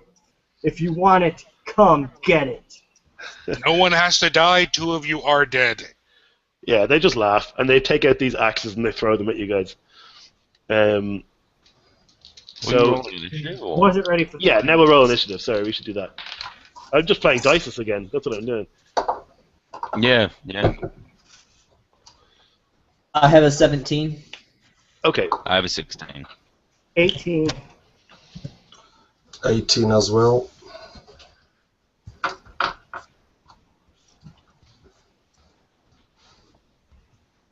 A 14 for me.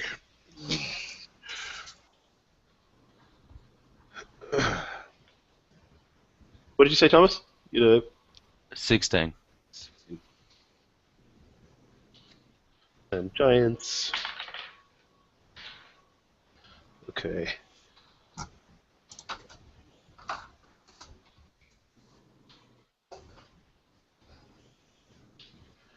Okay.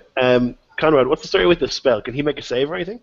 No, it just says you whisper a dissonant melody, which in this case would be some kind of nightmarish story that only one creature of your choice can hear. Wrecking it with terrible pain, the target must make a wisdom saving throw. On a failed one, takes the damage and must immediately use its reaction, if available, to move as far as its speed allows away from you. The creature doesn't move into obviously dangerous ground. It doesn't say. Oh, so it's just for that turn. It seems like, but it needs to run away. So it's Yeah, so basically. he ran his speed away. Okay, well it's his turn now. So he kind of shakes his head clear of what the fuck was that, and he turns around. Get them! Attack! And you see him cast a spell, and like a shimmer of energy comes over him, and then there's suddenly 4 of him. Wait, is he casting a spell, is he? He is Can I indeed, yeah. check what it is first? Can I make an Arcana check? Yes. Mate, I have counterspell, so fuck it.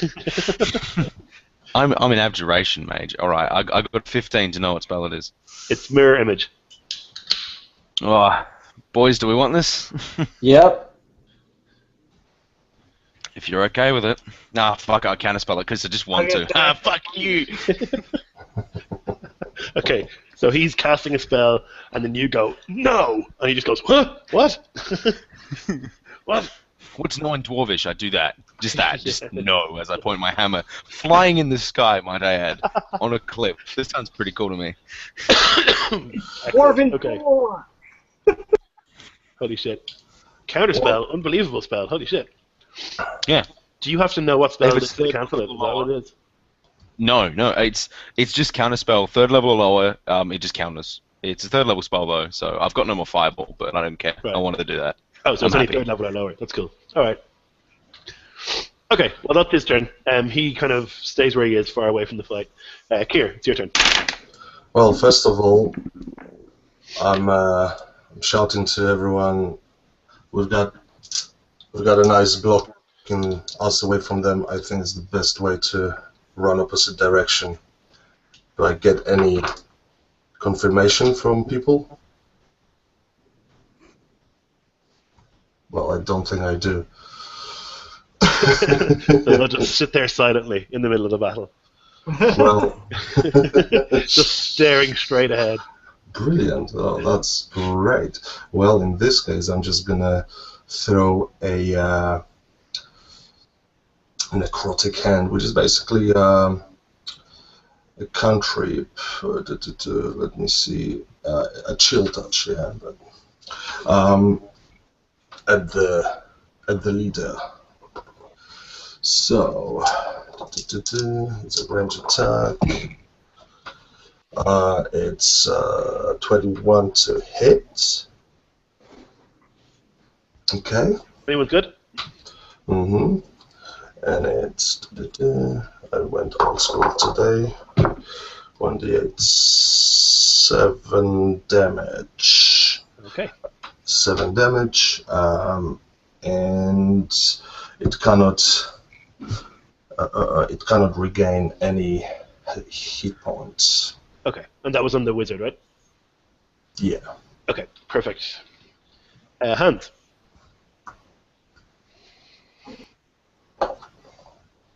I look around at the guys.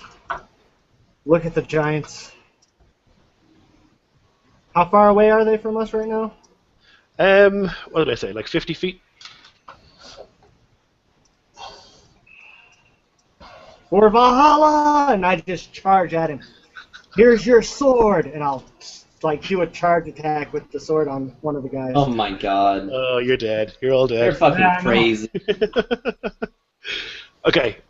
So yeah. Wait a minute, does he slip in the ice? Ooh, good call. But he's running the opposite direction. He won't fall off the cliff. He might fall. Roll a deck save. Fell it critically. Wait, deck save? So that is a 18. Okay. Fuck. I'm going to say people need to pass your spell DC to not fall on the ice. Okay. So I think you're good. I think it's 14. Let me double check. Yeah, it's not 18 anyway. So 15. okay. So yeah, you managed to run across. You're wielding the greatsword now, yeah? Oh, yeah. Okay. Yeah, so it's this black blade. It's entirely black. It looks like it's made of obsidian. It's really fucking heavy as well. So you run towards them anyway. Perfect. Wait, are we meant to be fighting these 10 giants, or are we meant to be running right now? I need some context here. Running away. Well, there's not 10 it's fine. anymore. We'll be fine. There's 8 now. Okay. Oh, You managed to We'll take get out 2. They ran off a cliff. Okay. Dun, dun, dun, dun. So then it's Slitter. So, Slitter looks at this wizard giant, and he says, "My eyes fall on you." And that's how he casts Hunter's Mark. Awesome. And he pulls back his bow, and the feathers come close, and they touch his ear. And he knows that once it's touched his ear, he knows that's when he can let it go. And it whistles through the air. Okay. So 17 plus 6. Yes, that's a hit. So you've All got right. your D8 plus a D8 plus a D6, right? That's right. Fucking ranges, man. All right, so that is 3, 6, and 3. So 12 points of damage plus another 3 for my dexterity. 15. So that is, what, 15? Yeah. Okay. Awesome. So you fire your bow, it soars true and hits him maybe in the right thigh, and he's like, "Ow! Fucking goddamn!" He breaks the arrow off. Fucking. All right, and then as my movement, I will move further away. So further to the side, right? You don't want to go off the cliff, I assume. Well, no, I've already crossed the river. Yeah. While they were coming, and so I just want to make more distance between me and the river. Sure. Okay. Okay, Arag. Alrighty. I'm in the air, 60 feet in the air, flying. How close are these motherfuckers to each other? They're pretty much standing in a line, so they're close. Alright, if I Fireball were to those do- bitches! I actually can't, because I counterspelled, because I don't know. So I'm going to cast Shatter, Okay. and You have I'm your going to spell target slots his... back. You had a full night's rest and stuff since you last cast Fireball. Fly is a second level spell, and counterspell is a second level spell. I only have 2 per day, so... Fireball's 3rd level. Third, yeah. Okay, sorry. So yeah, 2/3. I used 2/3. I've already used them all in less than a combat turn. No problem. I'm going to cast Shatter, and which is a 10-foot burst, so I should be able to hit 3 giants. Probably 2. They're like nearly 10 feet 2? across. Yeah, sure, 2. That's fine. Big They are. So what is Shatter? Yeah, just kind of. Yeah, it's just thunder damage, and any non-magical object that isn't being worn or carried also takes the damage. You should have done it by their feet when they got close to the cliff, so the cliff broke. Mm. Well, I'm going to do that now. I think I was asleep at that time, Yeah. so make me look like an idiot. All right. No, that's So great. the rest of the party's It's gonna a fall Good off idea too, for and my I love next it. turn, too. Well, the giants aren't right next to us, are they?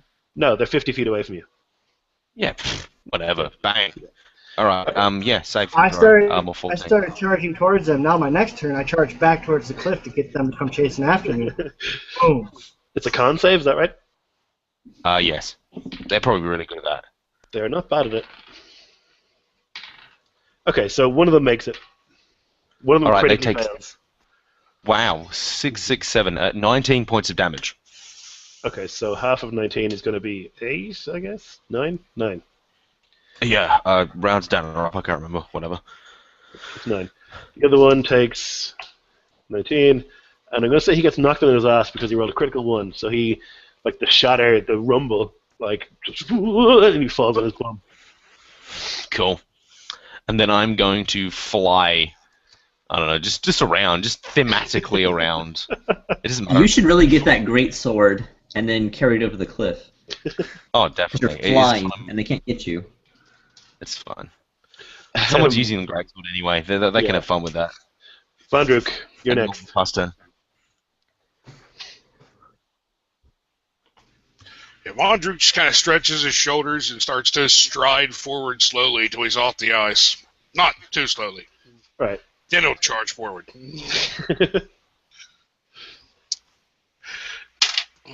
And he's going to attack one. That's 12 plus 8 to hit. You won't get in range. They're 50 feet away. Oh, I won't.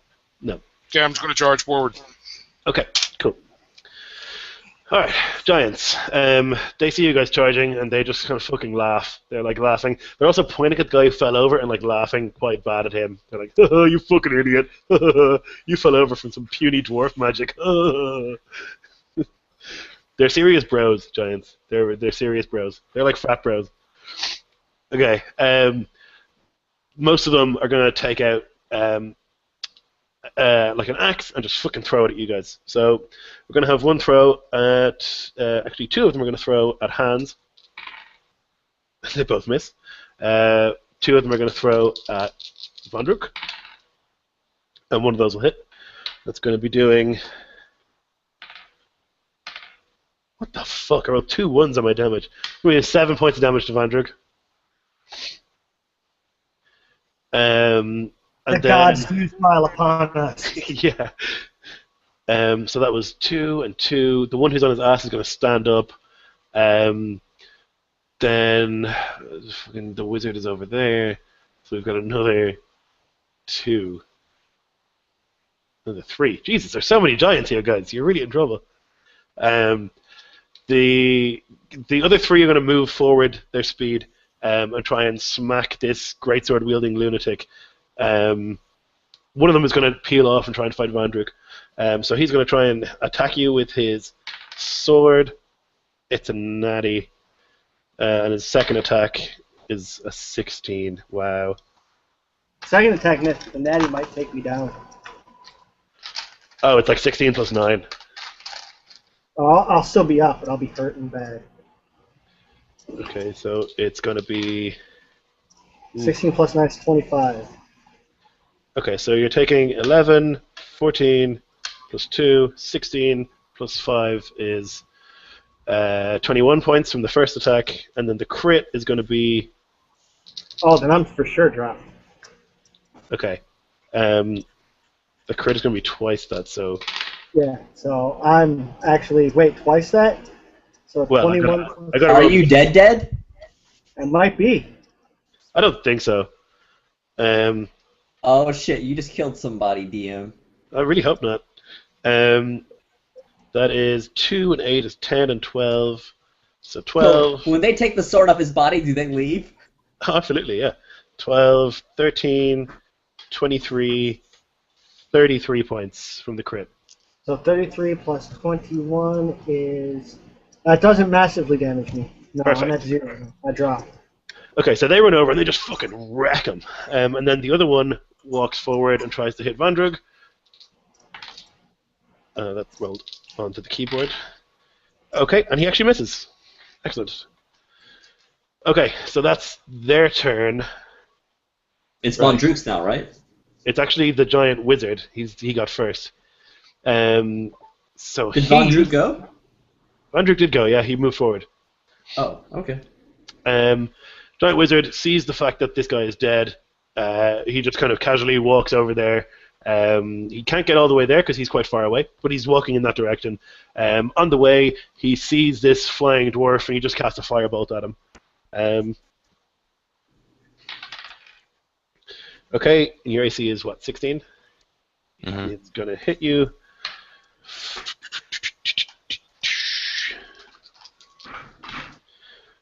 Oh, ouch. 17 points. All right. So my massive arcane shield gets destroyed, but then I will take the rest of the damage. Perfect. Okay. Do you have to make a concentration check to keep flying? Yes. Yes, I do. Against 17 damage. Oh wait, no, I only took 5, so it's DC 10. It's fine, guys. Everything's going to be fine. Oh my god, you're falling to your death over the cliff. Everything's fine. It was a 2 plus 3, 5. Wow. Oh, wow. That would be the best. Just the sudden end of this character, like. No, I just rolled a 5. Yeah. So I was 60 foot in the air, so I dropped 60 foot. Okay. Is he by me? Can I catch him? Well, it was my impression that he was out over the cliff, but I'm not sure. I don't think I would have been over the cliff per se. I would have been above. Can I do climber's gear No and problem. try to swing and grab him? So you do fall, do you? Yes, I fall. Yes, I fall. he falls. Oh, I didn't think you fell. I thought you made yourself. Okay. So you take No, what? I You were got a 60 5. feet up, so that's 66 damage, right? Yeah, per 10 feet, yeah. 1, 2, 3, 4, 5, and 6. Okay. It could be worse, Thomas. Don't worry about it.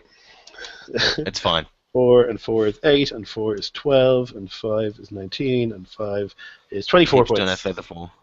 Okay, that's fine. Okay, so you just, and the giant's like, whoa, all right, like high fives one of the other ones on the way. Yeah, I got him, woo. Okay, then it's gonna be Kier's turn. How far away is that wizard giant? He's closer now than he was.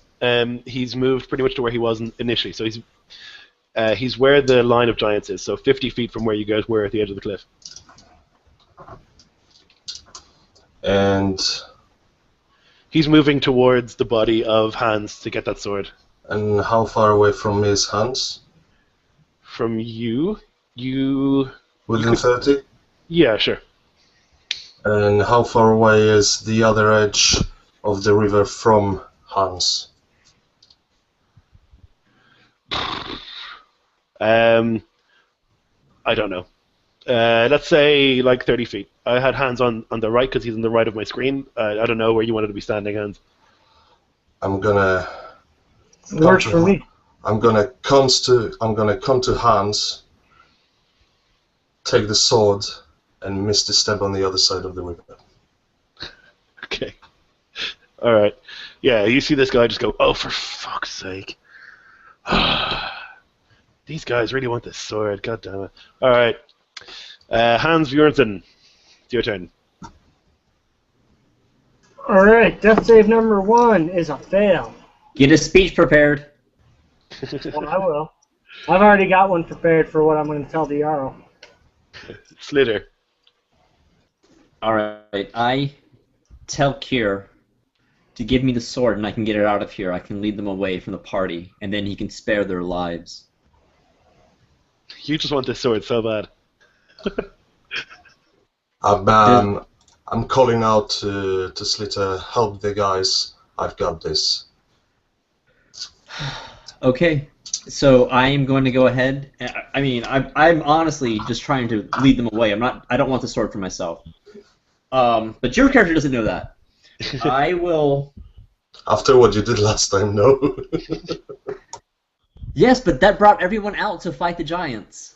Everyone forgets that. So I'm going to shoot this giant wizard again. and I'm gonna try and shoot him in the dick hole. That's what I'm doing. In the dick hole, hey? So In you the want to dick make a cold shot right for the dick hole? Well, look, is that with disadvantage? Yeah. Okay. I'm ready to do it, but it better hit him in the fucking dick hole, boy. All right. So What does I shooting have someone in the dick hole do? It hurts. I have it. Well, it's gonna be like chlamydia. So it's gonna be an 18 and a 13. So that's +6. So 19 to hit the wizard. 19 is exactly enough. All right, perfect. Okay, so it shoots him Since right it's in a the dick called hole. shot, does it do any extra damage or what? I don't know how that works. I'll give him disadvantages and stuff because he's been shot in the dick. All right, great. Are any of my compatriots next to him? No. Okay. So that is an 8, a 6, and a 4, and a 3. So that is 10 and 11. So that is going to be 21 points of damage. Okay. All right, so you shoot this guy. It hits him somewhere near his left knee, and he just like falls over. My dick hole! And he falls onto his knees, and he falls down. It's by his knee. Did everybody else catch that? Yeah, I was quite confused, and then I'm like, wait, I see what you did there. He's a giant guy. Giant junk.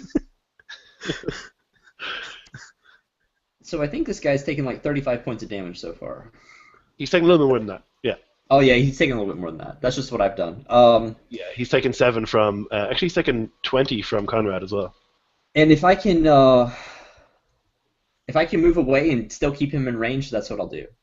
Mm-hmm. All Longbow right. range is something ridiculous, like 300 or something, right? Yeah, it's something ridiculous. Yeah. Yeah. Okay. Okay. Then it is Areg's turn. Okie dokie. I'm completely fucked. I'm on 5 HP. So I am going Wish to you were cast being invisible carried right now, myself. don't you? No, flying was fine. It was fun while I was. I'm leaving. I'm not even sure what we're doing here. I'm going invisible and I'm fucking running. Don't slide on the ice.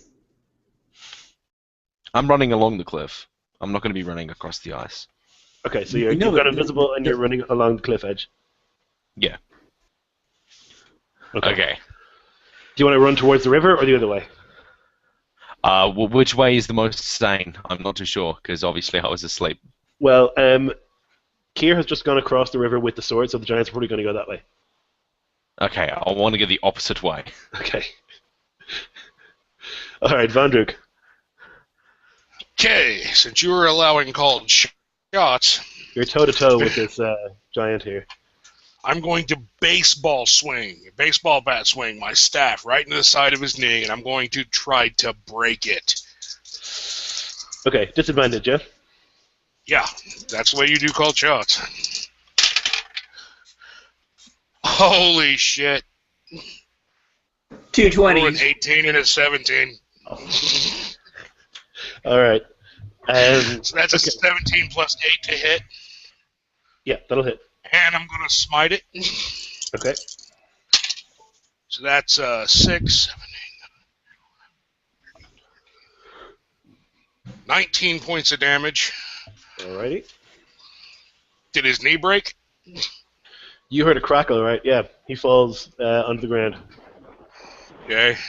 Now I'm going to do another called shot to try to brain him. I'm going to try to kill this giant. I can guarantee you will not kill this giant with one swing. You might crack his skull. I'm trying to hit him right in the ear. Like, I'm going to try to crush his skull. That's a little worse, but that is still 10. So 10 plus 8, 18 to hit. That's gonna miss. Fuck. So I guess as he's falling, you're unable to get the angle right, and you just hit a little bit over where you're supposed to be hitting. Okay, then it's the giants. So the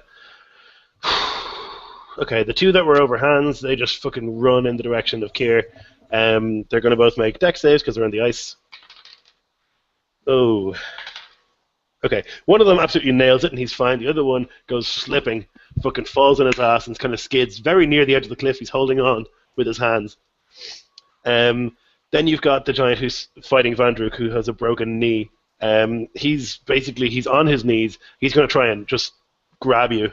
So we're going to make athletics checks. He's got advantage because he's fucking enormous.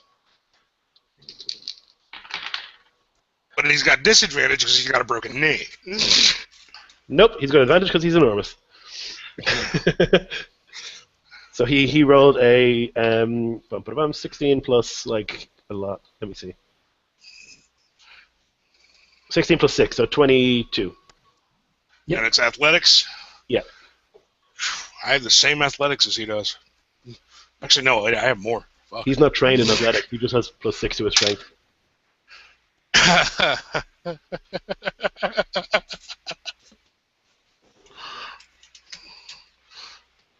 Are you sure? All right. Okay.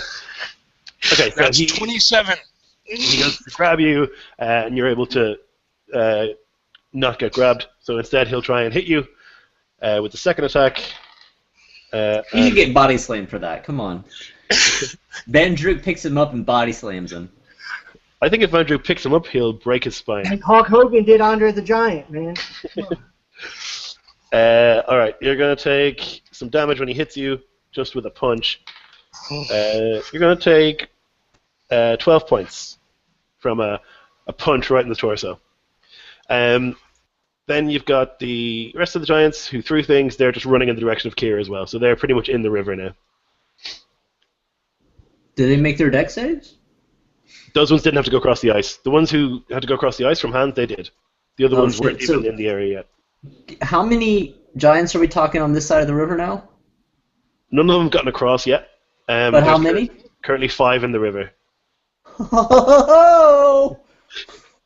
And the giant wizard is still going. There's one by Vandruk who's kind of in bits, and there's one hanging on the edge of the cliff. All right, the giant wizard, really pissed off by the fact that he walked all the way over there and then the sword disappeared, just turns around and starts walking in the direction of the sword. Where did I put the 220? Here. He's going to make a deck save. He makes it, and he's going to move his speed, and then he's going to cast Misty Step to get pretty much just across the river. Okay. Kier, it's your turn. Okay. What's the giant's speed? 40 feet. 40 feet. Okay. So in this case, I'm just going to continue running because I'm going to outrun them. Yeah, but is this tundra dense? It's snowy. Okay. Is that difficult terrain? Some of it will be, but not where you are right now. It's okay now. You should really come with me, my friend. We can move normally through this. Well, I'm just gonna shout back to Slitter to take care of the guys, and I'm off running. I say, give me the sword! And I'm off running, which is my action 30 feet, and my bonus action 6 as a dash, another 60. Are you a rogue? 3 levels, my friend. Sorry, 2 levels. Oh, shit. Okay. Hell yeah. Hand. My next dex or death save. It's a critical success. So that's what, 2 successes, correct? Oh, Yeah. That's not exciting. So you get back to 1 hit point. Yay. That would be my turn, I'm guessing, unless you're going to allow me to get up. Nope, that's it. Then Slitter, you're next. Alright, so Slitter's gonna shoot this wizard again. I am not doing a called shot because that is... I'm not gonna push my luck. Okay, so here we go.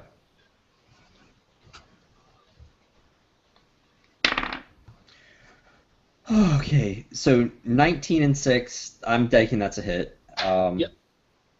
You know, I really wish that I was one of those warriors that got a critical on a 19 right now. Yeah, that'd be quite nice. I am. All right, let's. I hope I drop this fucker. So it's an 8, a 3, and a 5, and another 3. So that is 8 and 8. That's 16. Plus another 3 is 19 points of damage. Okay, very nice. How's he looking? He's looking all right. I mean, he's looking So hurt. then, I am going to move my full 30 feet, and then I'm going to dash as a bonus action away from these giants. So that'll be a total of 90 feet away from my current position that I kept on moving. No problem. So I'm pretty far. Alrighty. It's actually Thomas's go, but I think he's having internet problems. I'm going to say he casts Fireball on all of them and kills them. He's got no fireballs left, my friend. Well, No, I he's think gonna Thomas is just he going to want to freezes- move away He stealthily. freezes the river. Freezes the river, so they're all stuck in it. Yes, that's what he does. He makes a giant glacier in the river that comes and hits them all. That's pretty impressive for a 5th level wizard. He's Hey, that's just with Ray of Frost. He makes that glacier, man. What are you talking about? Is that right? Man, that's a powerful Yeah, I cantrip think you have there. Hey, I've seen him take down Hydras. It's your turn, Thomas.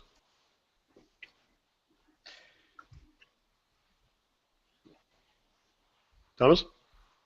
Thomas, you there? Sure am. How you doing? Your Internet turn. problems. No problem. Alrighty, so what's happening with all the giants at the moment? Most of them are in the river. One of them is hanging off the edge of the cliff.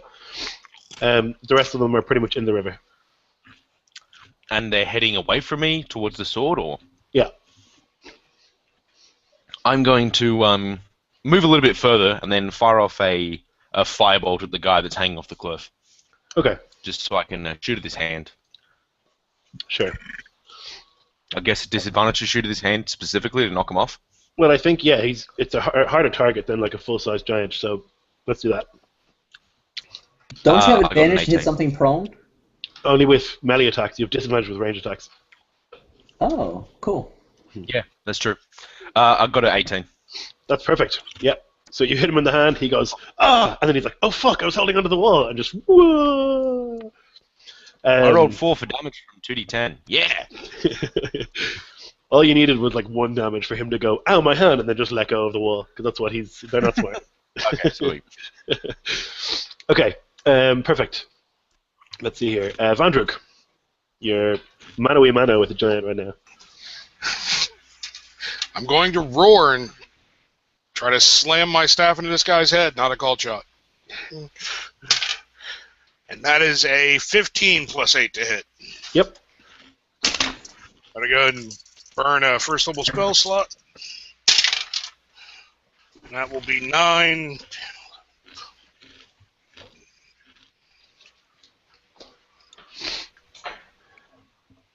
$29 points of damage. Damn. Okay. And I'm going to spin around and smack him again. Mm-hmm. And that is a 13 plus 8 to hit. Yep. And I'm going to burn another, my last first level spell slot. And 8, 9, 10, 11, 12, 13, 14, 15, 16, 17, 18, 19, 27 points of damage. Okay, yeah, you cave a skull in. He is done for. I spit on his body. All right. And I Anything roar else? at the other giants, who's next? Yeah, they don't even look at you. They're like halfway across the river. They're not interested in you at all. It's their turn. They will continue to run across the river, moving their speed. Can NPCs do things like dash? Huh? Can creatures do things like dash? Of course they can. Yep. Sure you can. But they Okay. move 80 feet, I guess. Yes, then they do. They run after Kier as quickly as they can. They're crushing like underbrush in the way. There's like a rumbling in the ground as they do so. Okay, then it's the giant wizard. He casts jump on himself, unless you want to counterspell it. I don't think he will. He casts jump on himself, and he jumps triple his jump. So he takes a run, jumps triple his jump distance. So he gets pretty far. And that's their turn. They're nearly at you, Kier, but I think you'll always be too far away. Well, Kier doesn't look back and continues 30 plus 60. Right. So his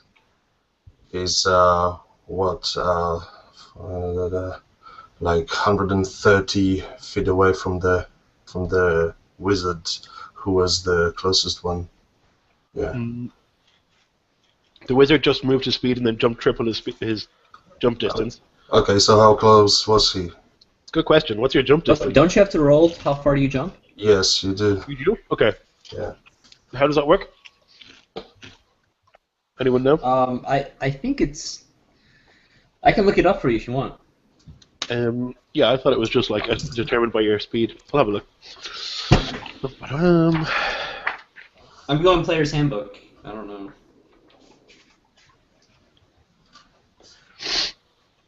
We apologize for these technical difficulties.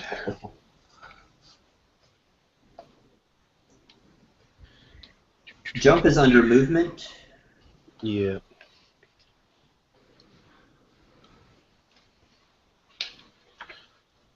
Movement is page. 190 is movement. Yeah, but jumping is going to be on page 182 and 190.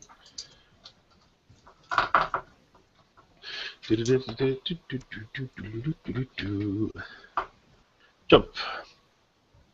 Long jump. When you take a long jump, you cover a number of feet up to your strength score if you move at least 10 feet. When you make a standing long jump, you can leap only half the distance. Up to your strength score. So triple his strength score. His strength score is 26. So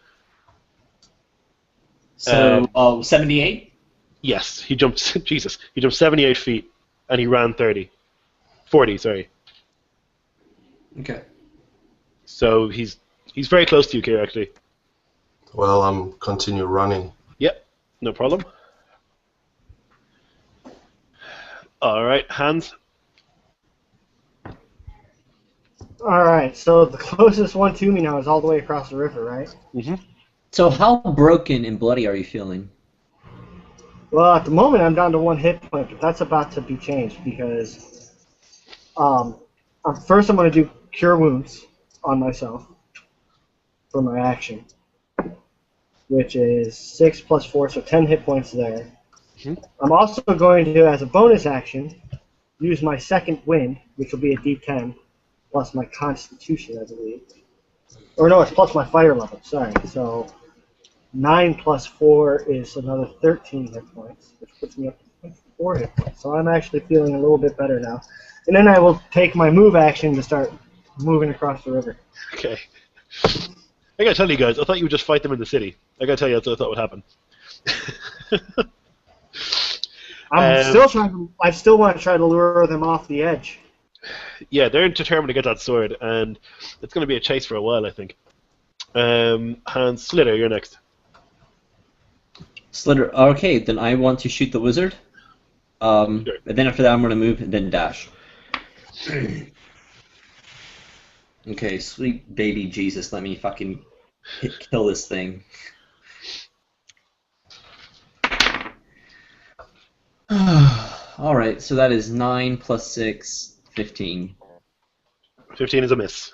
Alright, so Slitter, he sees so many giants, and the sunlight has actually stopped shining, and his world is just turning dark, and he's becoming more and more desperate. He lets off an arrow, but he's been moving so fast, and his blood is starting to feel like battery acid. And it just whizzes by and connects with nothing. And then he just turns around and runs and runs and runs. And you can hear them just running behind you, just this thumping the whole time. Okay. Arag. Just chilling, invisible. Oh, no longer invisible, Yeah. right? You cast a spell. Yes, I'm going to be leaving because everyone else is leaving. I am leaving, but I assume they're running that way. I'm just running this way. I'm just going to continue running, and I'm just going to run. Okay. I'm out of here. You're done. Okay, Thomas. That was your turn, sorry. Vandruk, you're next. How far away is this mage giant from me? Like several hundred feet. Okay, I run over to Hans and Yeah, you just saw me get up, put my hand on myself, start marching towards the river. I'm not letting these guys go. I'm like, fuck this. I am a Viking. yeah, I just grab my staff by the middle of the shaft and just start running towards the wizard giant. I gave my word this sword would be safe. Yeah, I'm letting out a Viking scream.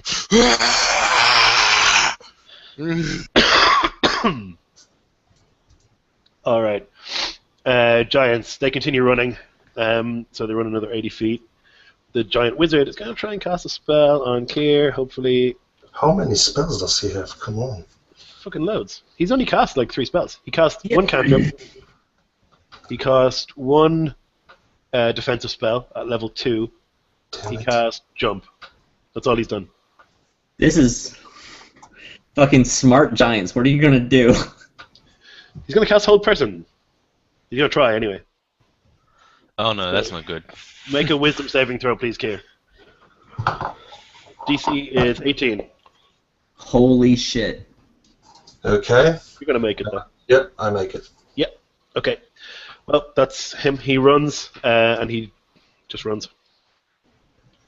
Well, he can't run if he made an action. No, I mean he moves. Sorry, not runs. He doesn't dash. He just Q runs. Mhm. 30, another 60. okay. And as you do, you hear like a noise in the distance, off kind of in the direction of the town, and you hear like stomping coming in your direction, and then you hear a horn,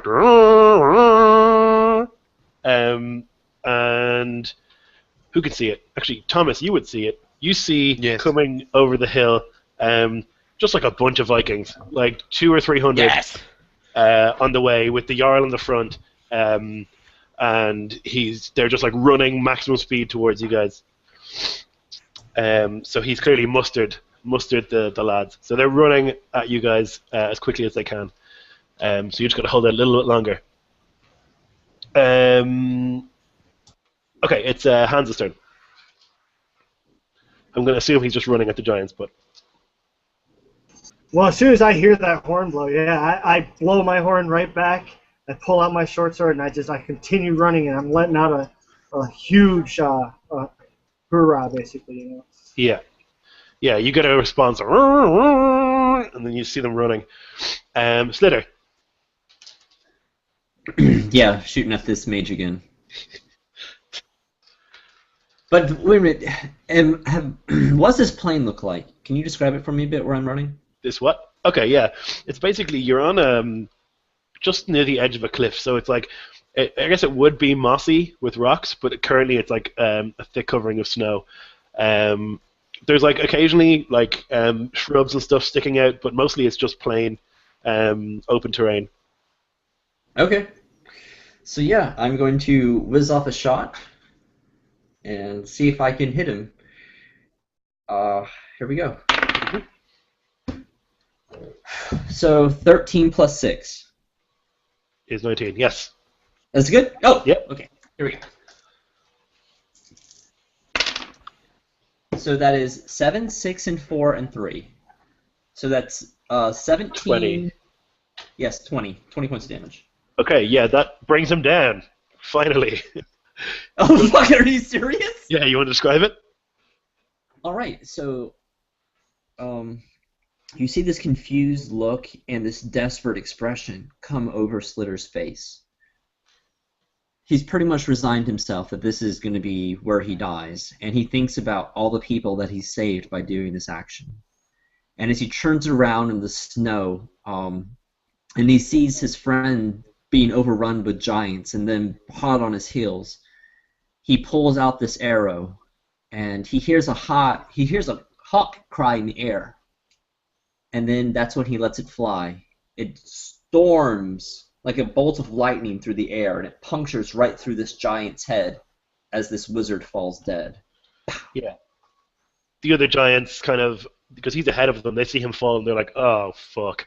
Because he was our ticket out of here. They're like, okay, and they kind of hesitate for a second. Very nice. What's next? Oh, also, I move then dash. All right, Arag, you're next. Alrighty. I'm going to, well, because of the massive army impeding on these giants now, I'm going to move back in. And is anyone in 120 feet of me? Probably not, maybe. I'm not sure. No, I don't I am think. so Actually, far away. Vandruk and Hans would be, but none of the bad guys would be. I'm going to just simply move again as I start charging back into battle. Like, I'm coming! I'm a hero, I promise! I wasn't running away! Alright. The rest of the giants continue running. But seeing this army on the horizon, they're like, oh, what the fuck? We're not going to get this sword. We're not going to catch this guy. What the fuck are we going to do? So they just like stop and they kind of form a little circle and like pick up their shields and just stand there waiting. Then it's the giant wizard. He's dead. The army is now very, very close. Not quite an army. This is maybe 200 people. They run forward. They clash with the giants. There's like a huge melee. You can see guys being flung all over the place by the giants, but the giants are getting kind of taken down by like thousands of little attacks. Okay, so that's that. Kier. Kier, like when he was running, I understand that he was running towards this army, right? He was, in my head, you were running along the cliff line, so you were running, they came from the side, so you would be not running towards them, but near them. Yeah, so like when Kier notices later, well, when Kier hears the thump noise, he looks around and he sees the huge wizard go down. He looks at Slitter with his bow still up. He smiles, stops for a moment. He can see this army brushing through into the direction of the giants, and he just starts running towards the giants too. Okay. Not with a sword. With the sword. All right, Hans, you're next. All right. Can I specifically see the giant that actually took me down? Yes. Then that's the one I'm going for. Okay. That's son of a bitch. In fact, as I swing at him, I smile and say, "I'm not done yet." Your spear is broken though. It was stepped on. I know. I'm using my short sword. I stepped. Okay. Cool. I'm going to go ahead and use my inspiration. Absolutely. And that would be a 19 plus 5. Oh, wait, 19's a crit for me. Oh, nice. Yeah. Thank goodness for that. Because the short sword sucks for damage. So, 13 points of damage. Okay, awesome. You stick it into the back of his leg where the armor is weak, and he falls to the ground, and all the guys around him just hack him, and he goes down. Slitter. How many giants are left standing? 4. Alright, I move my hunter's mark onto the largest one, and I go to shoot him. Mm-hmm. So that is 18 plus 6. That's a hit. Okay. Since I have compatriots there, since their enemies are next to them, that's a sneak attack as well. Yep. Okay. Here we go. Oh, you would not believe how many fucking 1s and 2s I just did. Alright. So that is a 2, a 1, a 1, and a 4. Plus 3. So that is 4. 6 plus 3 is 9. Yeah. Big fucking deal. Oh, 8 plus 3, sorry. So 11. Yeah. Okay, again though, this guy is getting attacked by so many different places. Your arrow is like the final nail in his coffin, and he drops to the ground. Oh shit, are you kidding me? No, he's getting attacked by like 200 dudes. They're like totally surrounded. They're getting like fucking racked to bits by all these Vikings. So you guys are just pretty much finishing them off. When the arrow goes through one eye, through his nasal bone, and then through the other eye. So he's just, like, his last thing that he sees is just exploding eyeball. As he falls. Arag. Alrighty. I'm moving another 25 feet, so I'm. How can I shoot people yet with spells? So I'm Yes. 120 feet. Yes, you can. Yes. How many giants are left? 3.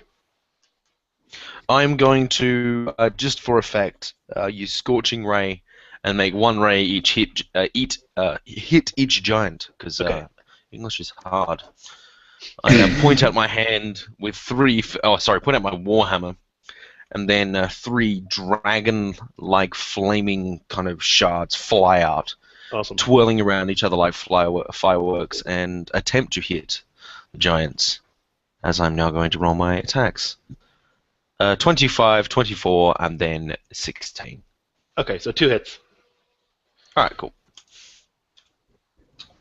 11 and 6. Okay, yeah, drops them. Cool. Bam! So this fiery, holy light, when they're like, ripped to bits. And then we got 1 left, and it is Vandruk's turn. Vondruk's going to charge forward, leap above the Vikings that are attacking the last one, and baseball swing his staff down towards its head, and that will be a 17 plus 8 to hit. Yep. And 9, 10, 11, 12, 14 points of damage. Done. Okay. So you run up, you jump on the back of a Viking, and in the air, just crack this guy in the skull. He goes down. The giants are done. There's a big cheer, "Wah! Yeah, we did it!" Fucking hell. And the Jarl walks forward and he says, "Well, I suppose I'm in your debt." I look at Kier, ask him if I may have the sword. Well, Kier was gonna actually come over to you and say, "I think you dropped this," and he passes it to you. I look at. Yeah, I'm having none of this ceremonial nonsense. I'm searching the giant wizard. Mm-hmm. Okay. As I hand the Jarl back his sword, I tell him, as I said, before you arrived, things were grim. But when we stand united, just look what we can do. And I give him back his sword. Mm-hmm. He nods. I make sure to say it loud enough that all the men can hear, Yeah, there's a couple of murmurs of yeah, he's right, he's a good guy, all right. So yeah, they're like, okay, yeah, he takes the sword back. He says, okay, let's go back to town. We'll have a feast. Sorry, go ahead. Before we go back, I walk over to the giant I slew in single combat. I pick up this greatsword by the handle and drag it over. You have to roll a strength check. This thing is like twice the length of you, so you'll have to roll a strength check. Okay. That's a 15 plus 4. Okay, yeah, you're barely able to drag it along the floor. It's incredibly heavy. It's basically steel, and it's twice as long as you are. So you're dragging it across the ground very slowly. I volunteer to help him drag it back to the town. Okay. I drop it at the feet of the Jarl. Do you have any metalsmiths? I want this thing turned into my new staff. Yeah, we've got 1 or 2. We'll see what we can do. Okay, you do find on the guy, the wizard, that he's got a couple of magical components. He's also got a ring. Obviously, it's not going to work as a ring for you. It will probably work as a bracelet. That's cool. I put it on immediately. Okay, yeah. You feel like quite a bit stronger. You feel a little tougher. Oh shit. Yeah. Okay, so the Jarl says, guys, I'm in your debt. You have saved my town. It took me a while to muster the troops, but I was here. I was here to try and help you. We're going to have to wait for the Thunderwolf to arrive so we can see what we're going to do about this. We need to set up defenses. We need to contact the king. This is a real problem. I apologize for not believing you about the giants. You see Slitter look at him and frown. Is that the frown? Yeah, when he says that we need to contact the king, I just kind of lower my head and shake it. Yeah, I mean, he's kind of like, well, I'm going to do it. So you guys go back to the town. You have a little feast. Everyone gets to have a little relaxy time. and we'll call it there. We'll pick up next time. Cool. You get a level up. Well done. Q would definitely pass next to Slitter and say thank you to him. I just, I look at you, I look away, and I say, one day you'll tell me about the scar on your hand. And I think back to you one day. Alright, cool. That was a little moment. Great. Nice. Okay, so guys, thanks for watching. I'll plug in my channel. So we got Thomas from Something About Tabletop. We've got Philip Posey from Maps and Dragons. We've got Josh from RDG20. I'm Jarl DM. This is my channel. If you want to watch more Viking stuff, do that. And that's it. Thanks for watching.